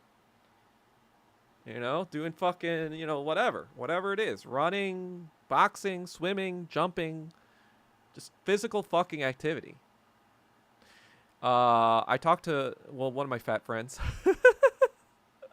It's funny because like when he heard that, he was like, oh, that's kind of mean. But then he started to lose weight. So it's like, oh, I got to thank your sister for for motivating me. But he was telling me about Ozempic. And apparently Ozempic works by making your appetite for sugar go down or something like that. Or making your appetite less, so you're eating less. And I was like, wait, so all it does is make you eat less? It doesn't do anything else but that? I was like, yeah. Like, it's meant to treat blood sugar, but that's the other side effect or whatever. Or the feature that a lot of people want. And I was like, well, I could just not eat without Ozempic, without this expense, like, because I've done like 4-day fasts like many times before. I've done an 8-day fast before. So I was like, so Ozempic is just for fucking lazy people with no will. He was like, yeah, I guess so. But that goes into my sister's theory, right? Maybe your sister is afraid to catch fatness like a disease. The more you spend time with them, you adapt to their lifestyle. Oh, yeah, kind of, yeah, I could see that. Osmosis. Kim Jong-il comment in your first live episode. Make me spit out my more... What was my Kim Jong-il comment? I don't remember. Doug, can I be your fat friend? I mean, I have a few fat friends, so I guess you could be one of them. Doug... let's see. Doug doesn't want to be fat disease. Yes, I don't want to be fat. Smart people become doomers. Become. You're always in the Doug zone. What? I don't get it. He's literally me. Read books and we love him for it. That's right. I'm everyone. I am the masses and you are me. That's what I am always trying to be the masses. You know, when Kim Il-sung says, the people are my God, right? You know, it's like the substance, the Hegelian substance of humanity. If like humanity were a substance, I am just part of that substance. And I'm trying to sublate people into that substance that think like me, I guess, into like a substance within that substance that can act on the entire substance and turn it fucking communist. You know, that's what I'm fucking trying to do. But yeah, I do think that, you know, overall I tried to be the voice for Asian American guys. And this was even before communism. You know, that's kind of like the whole reason I went into acting. Um, I never seriously thought about it when I was in college and high school because I was like, I'm Asian. Like, who's the fuck? I don't know kung fu. Like, who the fuck is Asian that doesn't know kung fu and is a guy that's on TV or movies? I'm not Jackie Chan, right? Like, maybe you know what I should have done? I should have fucking learned Wing Chun back then. Like, it's fucking. I actually like enjoy it, and maybe I would have been on, that kung fu show. I don't know, the Warrior. What is it? Like HBO? Oh god, this one of my Native American friends is obsessed with that show, and he's always being like, "Oh, we got to bring it back, Doug. I mean, that's how you're gonna save the Asian community." I was like, "No, just stop, man." This is where Kanye's redemption starts. Kanye changed his name to Ye Ye. Wait, 2 Ye's now? No, really? I feel like I would have heard about that. 2 Ye's. Wait, did he delete his? Oh no, you just can't search for it, or it's shadow. His thing is shadow banned. I'm gonna finally stop using Kanye Twitter because my name is Ye. Oh yeah, see, it's Ye. He's just I noticed on Spotify, everything after like 2022 or so is like on this separate thing called Ye, not Kanye West. Kanye West has his old stuff before that, but they don't have the anthem, the famous anthem he made, but they have the instrumental to it. So I guess like the point is you can sing along to it if you're so inclined. Hold on, I'm doing the 7-minute thing. I'm like pushing the button. Yeah, you guys ever watch Lost, where he has to fucking push a button every like 108 seconds? I'm doing something similar to that, where I have to do something every 7 minutes. I mean, I don't have to, but I have to. I can't say much more about it than that. It's like a stupid thing. You guys are probably gonna be like, "What the fuck are you talking about?" I'm like, if you actually knew what I was talking about, you'd be like, "That's kind of weird, but kind of cool, but also kind of stupid." All three options. All right, so then let's see what's going on in the chat. This is where comedy reception are. How? Wait. Oh, let me go to the Twitch. I think I'm ignoring the Twitch stream. Never thought this feels clear as a day to me. I understand it's hard to definitively say. We can look at the whole era. Oh yeah, you said somebody also said that. You ever read David Graeber? I don't know who that is. Who's David Graeber? Is he a political scientist, I guess? Australian Ani says, W millennial. What happened? He got the call. No, Mike Kim didn't get the call. I think that you're talking about Mike Kim, but I guess he got the call from Ozempic. Just a local guy online. Aren't you that guy who cried on Twitter over Asian women going for white men? If you can point me to the tweet where I cried about that, I will happily admit it. But you won't be able to find that tweet because it doesn't fucking exist, you fucking retard. So the answer is no, you fucking retard, because that's not what I said. So why don't you stop being fucking retarded? And well, maybe you can't. Maybe you just are retarded and you can't. So sorry if you are actually retarded. I'm sorry, because that's a condition you can't control. So I can't tell you to stop what you can't control. So in essence, go fuck yourself. I can tell you that. Maybe you're too retarded to do that. So I don't know. What do you think of the Ted Cruz X Carlton interview? Do you think Christians have a duty to worship Israel? Yeah, bro, you're just you're just a fucking annoying piece of shit, so I don't care. This is why I need mods. To filter out the retards. How do I fucking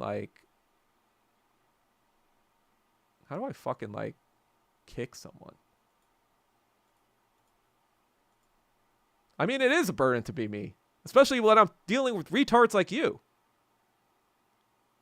Yeah, like you're fucking retarded, and you are the one in my Twitch stream. So you just wasted your own time being retarded on someone else's stream by thinking that they're, you know, this whatever guy. So basically, you sublated your own retardation into yourself. That's why you got to read Hegel.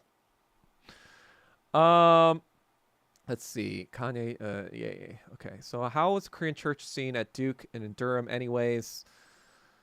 Well, again, this was 20 years ago. I'm no longer at that church, but I went to this church called KPNC, Korean Church of North Carolina, something like that. There were a bunch of them. It might be better now. I think there are probably more Asians than there were, 20 years ago. The one I went to, it was like almost like predominantly Korean. I don't know if it still exists in the same form. There was some drama I don't really want to share because it's not really my place to share. But suffice to say, the church probably doesn't exist as it did when I was there. It might improved by now. I have no idea. I haven't been to North Carolina since 2009. So, yeah. Yeah. Doug didn't go to church during college. He was busy playing poker. Actually, I didn't go to finals week during college. That's when I was playing poker. But I did go to church. There would be times when I'd be going to church because I was on the praise team too, and I'd have to get up like really early to go because like we would do like a practice of the set.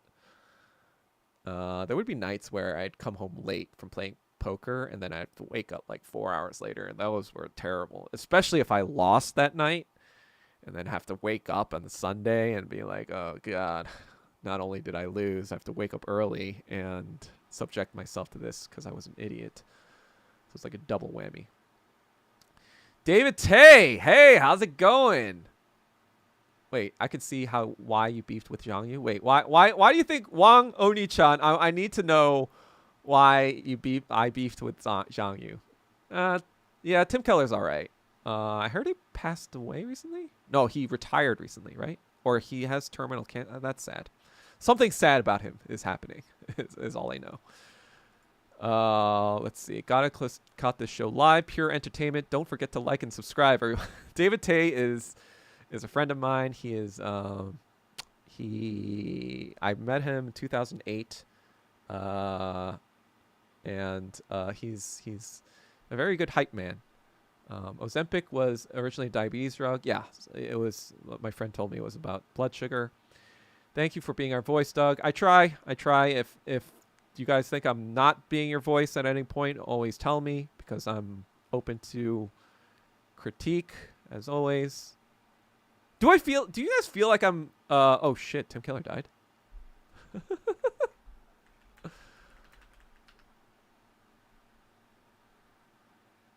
Oh, yeah. Yeah, I mean,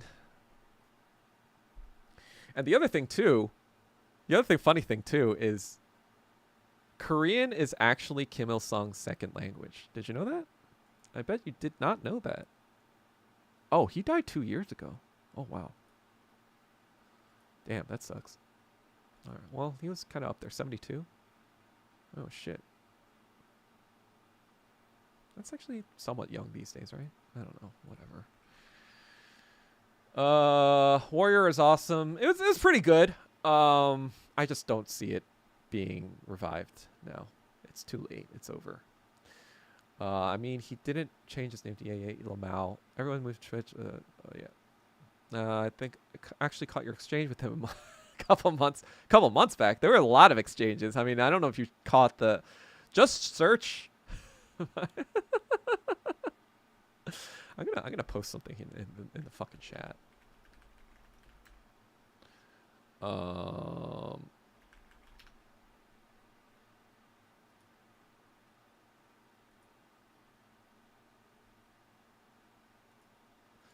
Guys, tell me this is the fucking thread I talked about the first fucking time.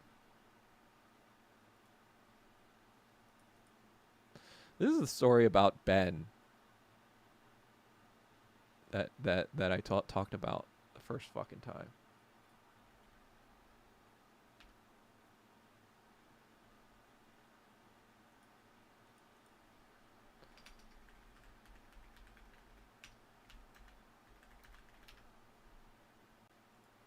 Let me see. I made another meme about him being like, I don't always complain about people not buying food for me, but when I do, I make sure that they're 6 feet under and can't defend themselves. Like literally dancing on a guy's grave, and then his last tweet in that fucking thread is like, he didn't even pay for my meal. I could tell he wasn't true Asian because he didn't pay for my meal. I'm like, what the fuck are you talking about? Like, are you really this socially retarded? Are you a psychopath? That's what I thought to myself when I was reading that thread. I was like, wow, you were just a psychopath this entire time. How did I not clock that? I guess I guess sometimes they're good at concealing their psychopathy. But I was like, oh, and I have some other stuff, you know, if he wants to try other stuff, you know, I have other stuff in the tank too. I have other stuff I haven't released about him. So just know that. Just know that. And it's not anything you're fucking thinking about, Zhang Yu, if you're watching this. It's something that'll fucking bury you. That's right. Do you think I come into battle? Do you think I go into... Do people think I go into battle without making sure my swords are sharp, making sure my guns are loaded, making sure that they're oiled and nice and clean and everything is on the fucking money?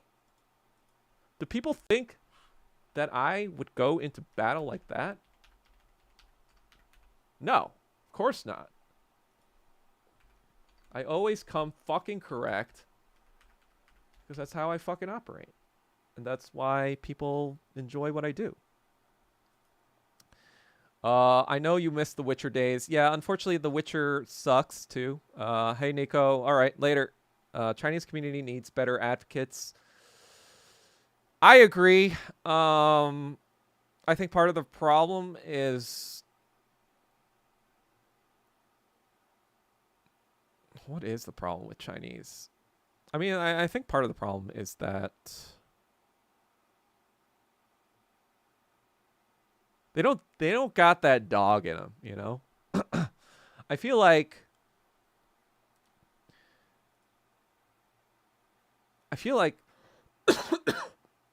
like Koreans and Vietnamese people, we got that dog in us, you know? Like we got that dog in us that was like the DPRK, for example. They do not compromise at all. They never recognized Israel. They're like, fuck you. We don't recognize you. You're a piece of shit. You're fucking terrorists. Like, they were saying that for like 75 years, 80 years, or whatever. You know, however long Israel's existed, they've been talking their shit about Israel. Like, they're the only non-Arabic country to talk so much shit about Israel. It's awesome. Because, like, China and Vietnam, for example, they kind of... They trade with Israel. And I know China does it to, like, capture American military technology and to also, like, be good with everyone. But Vietnam, you know, like, I don't know about that. I don't know about that. But Vietnam also, they got that dog in them, too. Like, they were, like, you know, they fought for 30 fucking years. More than that. I mean, they fought the Japanese for a few years, too. Like, you know, they had to fight them off. And then 45 to 54, they had to fucking fight the French. Right? And then after that, it was the fucking Americans. Mostly from 64 to 60, 69-ish were the more intense parts. All right, I'm not even going to fucking fiddle with that anymore. But yeah, they just got that dog in us, you know? Like, I feel like Chinese people are a little like, let's not rock the boat too much if we don't have to. You know, let's try to live in harmony with everyone if we can. Let's not... The status quo is pretty good. two countries, one system, or one system, two countries. Let's just holding pattern, not do anything crazy. And you know what? I get it. It's a thing. It's a system that's worked out for them for 5,000 years, and they are now the dominant country in the entire world. So I understand why they are that way, but it's why also their stuff doesn't really have teeth. It's why the Soviets were so good at propaganda and they kind of suck. Like they don't really understand, and maybe this is a testament to their better natures, maybe. But I guess like they don't really understand like deception. Like you have these naive Chinese people still in China being like, "Oh yeah, America, I love Americans." And like they don't love you. Let me tell you. Let me fucking tell you. They do not love you. Chinese people in China. They actually hate you. A lot of them hate you. A lot of them hate you for no fucking reason. A lot of them they don't even know why they hate you. They just hate you. And you know why I know this? Because I live in fucking America, and I'm an Asian person in America, and they fucking hate me. It's like, what? You think they like you because you're in fucking China and you're making their shit for them? No. Like, Chinese people need to fucking understand the fucking, like, bullshit. They just don't they're just too trusting. I guess like the idea, I feel like Chinese people are a little too naive. But yeah, what was the Chinese dude who ran? Yeah, Andrew Yang. Unfortunately, I donated money to Andrew Yang. I also donated money to Bernie Sanders, so fuck my life. It wasn't that much, so whatever.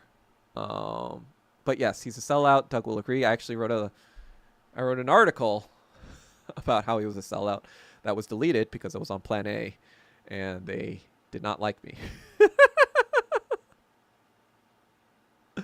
I guess everyone always is like, oh, well, if you're getting kicked off of all this place, don't you think the problem might be you rather than them? I'm like, no, you fucking retard.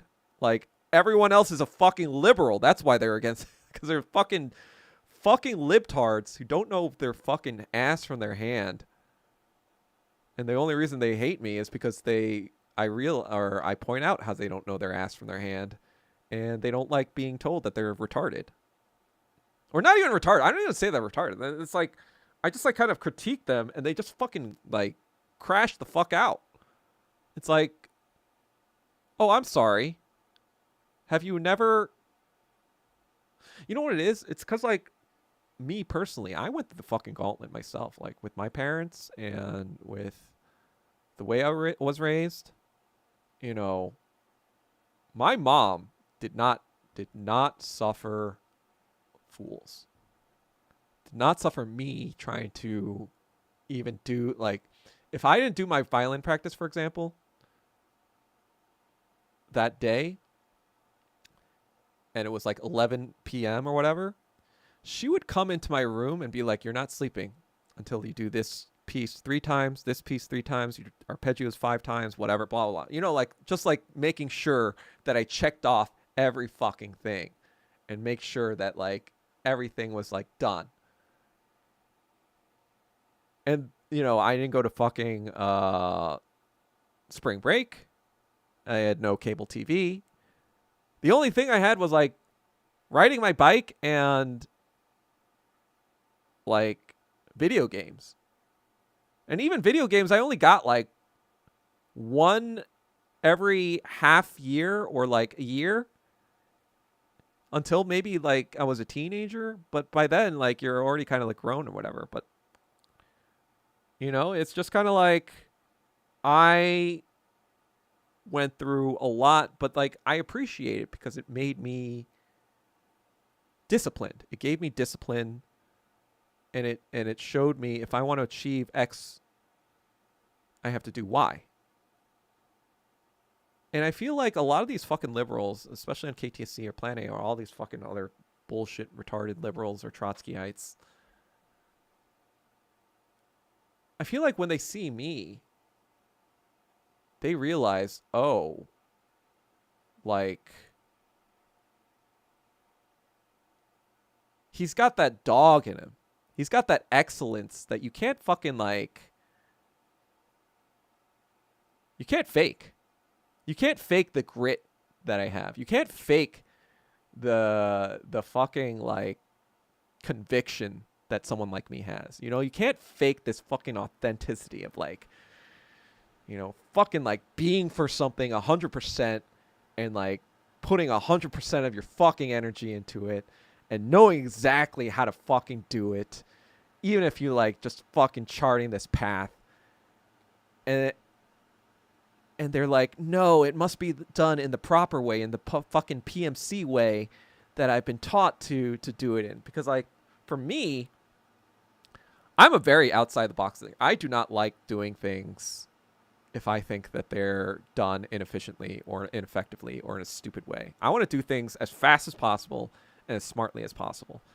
So when somebody suggests doing something stupid, I guess I flip the fuck out because I'm like, why would you ever do that? That's the dumbest fucking thing in the world. It's a waste of time. This is XYZ why it's a waste of time. This is why it won't work and blah, blah, blah, whatever. A lot of people think that I'm just like a negative person or poo-pooing on everything and I never do anything. I'm just like, no, it's because I've done so much in my fucking life that I know how things are done.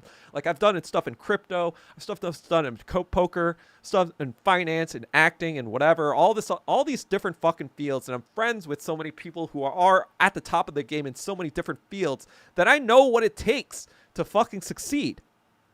And it's just like when I go against these people, these PMC people who now think, oh, like, Asians should listen to me because I somewhat think differently than most Asians.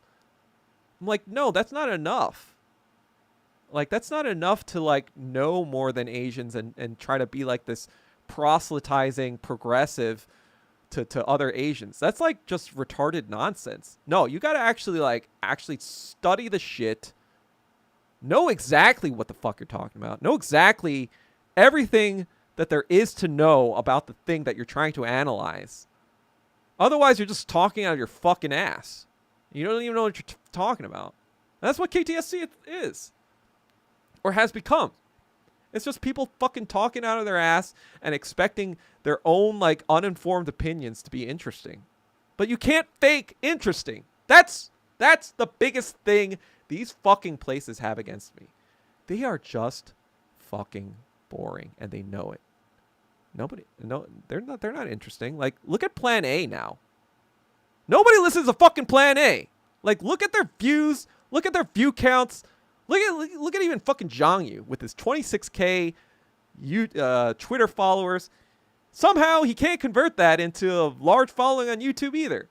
He got Jackson fucking Hinkle to be on his first episode, and he's just fucking boring. Like, bro, nobody cares about Taiwan that much. Not even Taiwanese people care about Taiwan that much. Not even Chinese people care about. No one gives a fuck about the 1949 KMT and the fucking DPP that exists today. Nobody gives a fuck. Nobody gives a fuck. It's fucking nonsense. Who the fuck cares? Taiwan sucks. God. Stop talking about this bullshit that nobody cares about. It's like Plan A talks about, nobody cares about. Fucking KTSC talks about, nobody cares about. Fucking Zhang Yu talks about shit nobody cares about.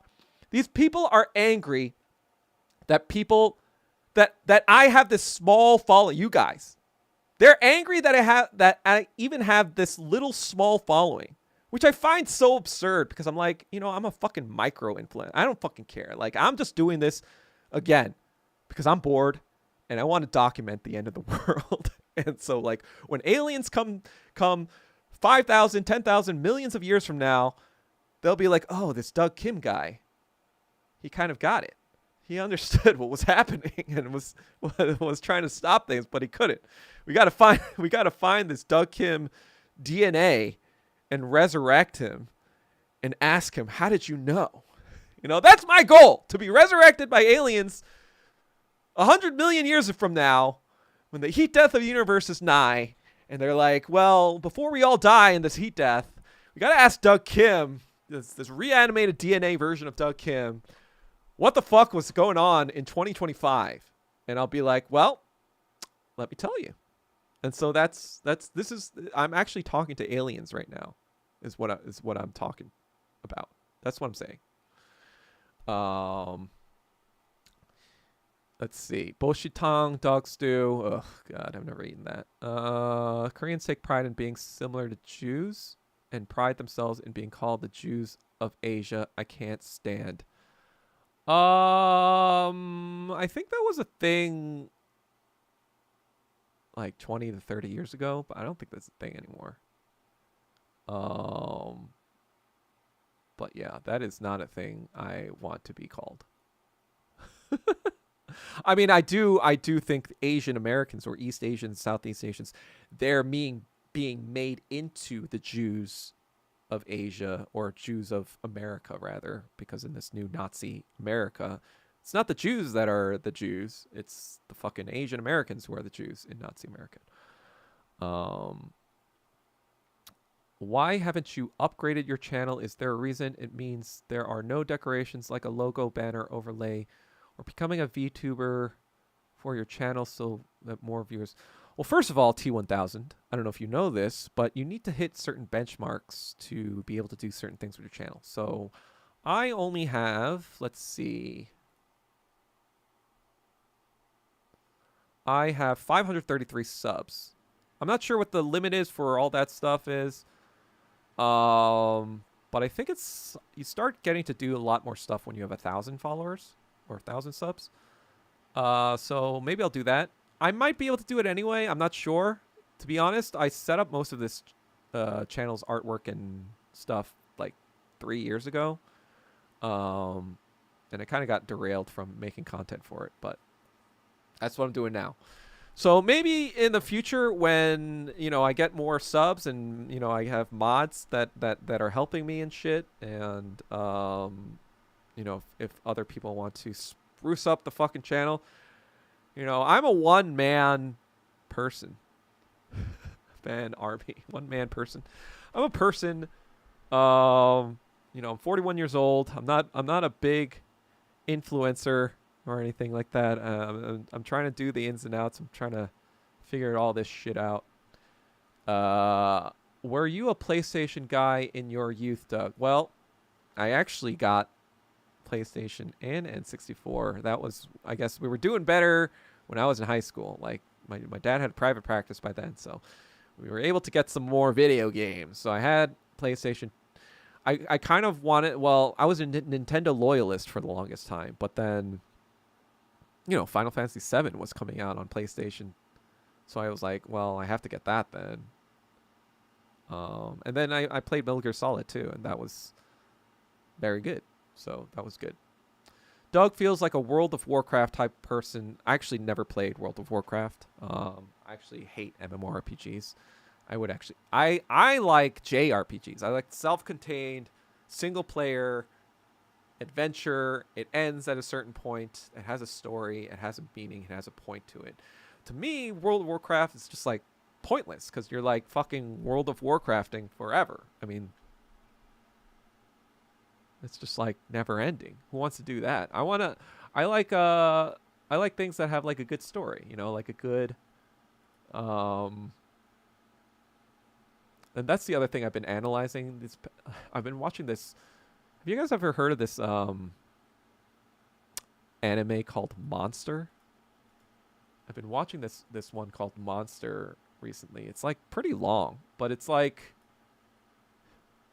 actually like it takes place in Germany right after the Cold War. They're talking about Hitler literally trying to create a new Hitler or something like that. It's kind of wild. But so I have my best friend growing up. He reads a lot of manga. I used to actually, like, when I played Metal Gear Solid, I was like, oh, you're Otacon. But like in a derisive way, because like back then I didn't really watch anime at all. I was like, that's fucking nerd shit, or that's fucking gay. I guess I'm not wrong. Still. Uh, but I got into anime and that stuff more in my college years when I was into Naruto. But before that, I was like, that's just fucking Otacon shit. So that my friend would be more of the per- person who's been following anime for the longest time. You know, he tried to like show me stuff like Trigon and Kenshin and all this other older stuff. Um, so I was like, wait, like there's Hitler in this? Like, is everything about the fucking Nazis in anime? Because like I was analyzing, Attack on Titan as well. He's like, he was just kind of like, yeah, it's somewhat of a well-known trope that anime has, refers to Nazis like a lot, like a like a. So I'm gonna probably do a longer episode on that analysis as well. But even when you think about Final Fantasy VII, right? One Wing Angel, that's like the whole thing is fucking like very heavily Nietzschean influenced. I mean, like all of like Japanese culture is almost like Nietzschean influence, just because I mean, even during the Meiji period, they latched on to a lot of German stuff. Especially, even Marx, they even read him back in the day as well.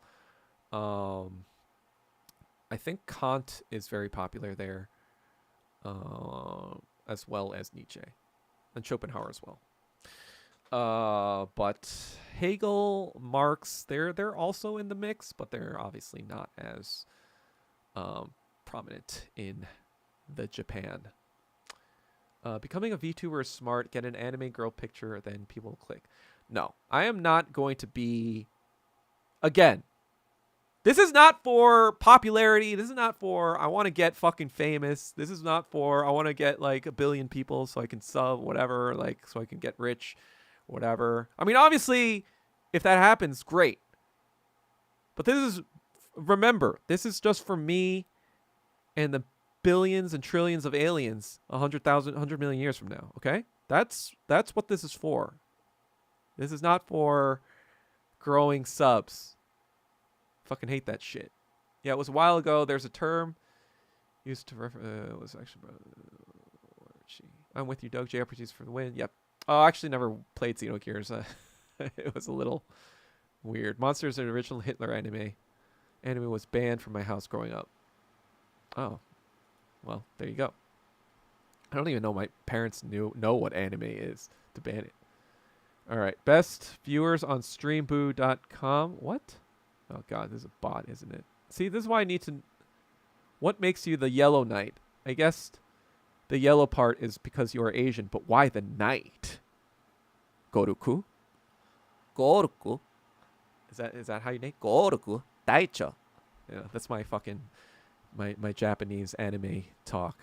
It goes like I like going like yada yada.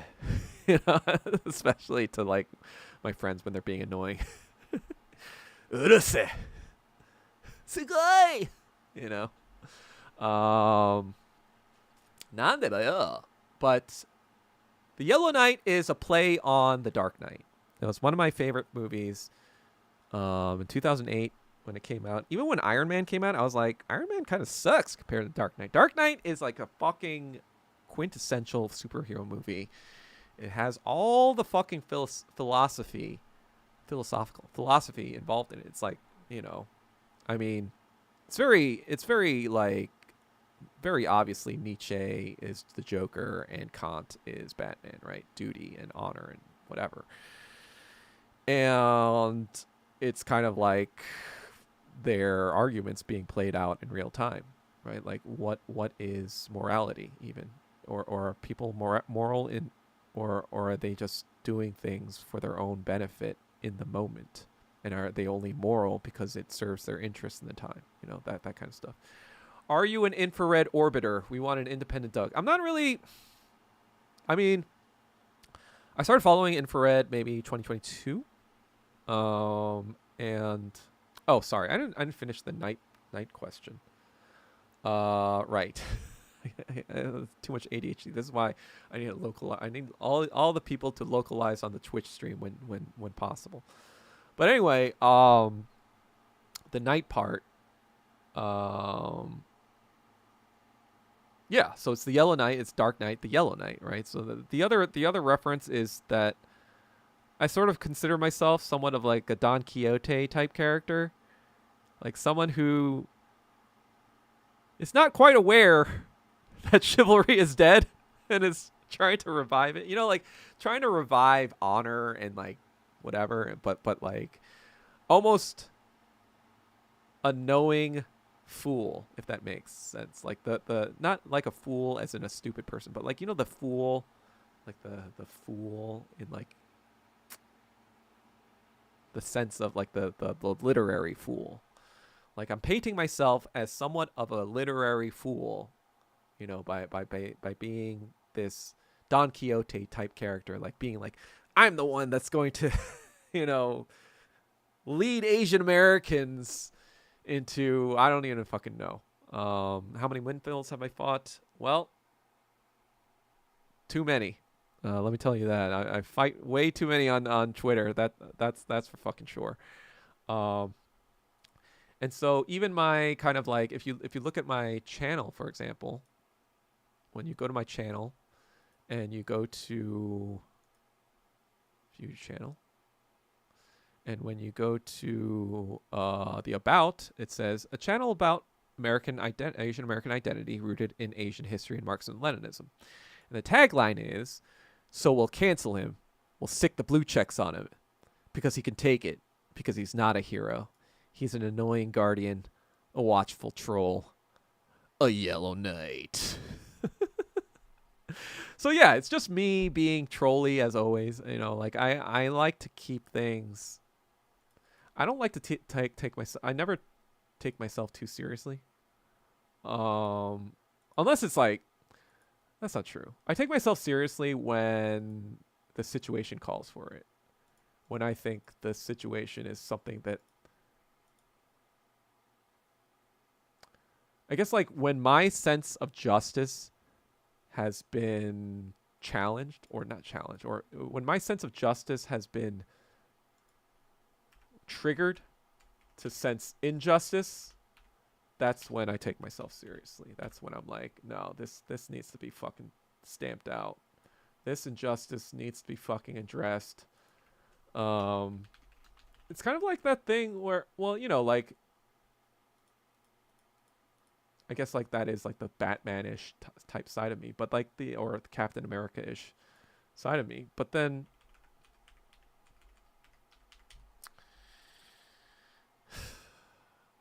I feel like, you know, especially in today's day, I feel like justice is such a cheap word now, because of fucking liberals, unfortunately. It's such like a cheap word that doesn't even almost mean anything anymore. And I think that's by design. I think that's by design by fucking liberals. I think they wanted to do that. And so, what's on that whiteboard over there? What's it for? Oh, well, I imagined future episodes of the main episode stuff that I'd be like maybe even writing stuff. That what's on there right now is when I was helping a friend with some analysis about something else. There's got to be an option to disable that stuff from my webcam. But yeah, I think we've been on the stream for a little while, so unless anyone has anything super pertinent, would you collaborate with Yankee Tanky? Yeah, I would. I talked to him. I'm mutuals with him, so I think, right. What's the screen name? Yankee Tanky. I think God, now like I'm blanking out on names. There's so many names like I don't remember, because like even when I went to the convention in May, I was like, oh, blah blah blah. I was like, oh yeah, I'm so and so on Twitter. I was like, oh, because I know them by their Twitter names. I don't know. There's just so many things that it's just hard to fucking process it all. Anyway, unless anyone else has anything to ask, I guess I should do an Ask Me Anything. What did you think of the convention, by the way? I'm actually not sure how much I'm allowed to talk about it, but I thought it was a good. It was definitely necessary.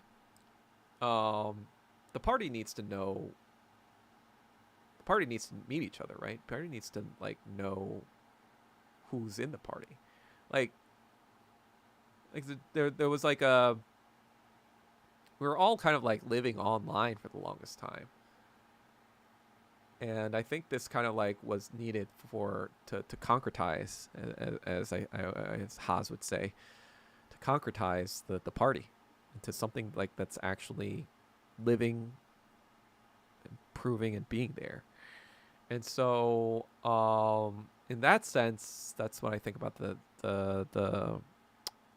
conference stuff was good.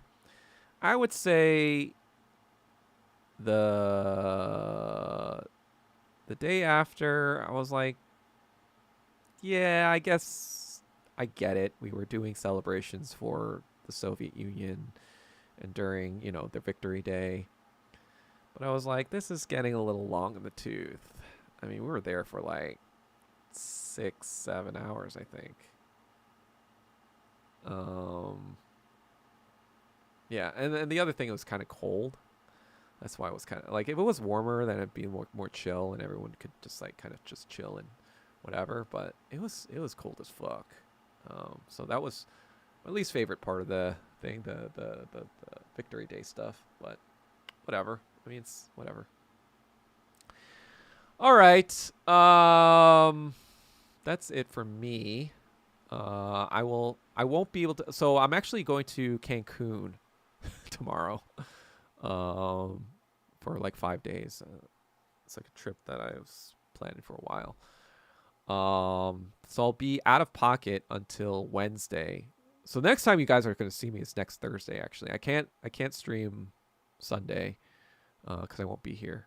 So you're going to have to wait till next week to get the KTSC proper, the Dugtown Social Club, or somebody wrote Dicktown Sucking Cock or something. I don't know. Somebody wrote something like that.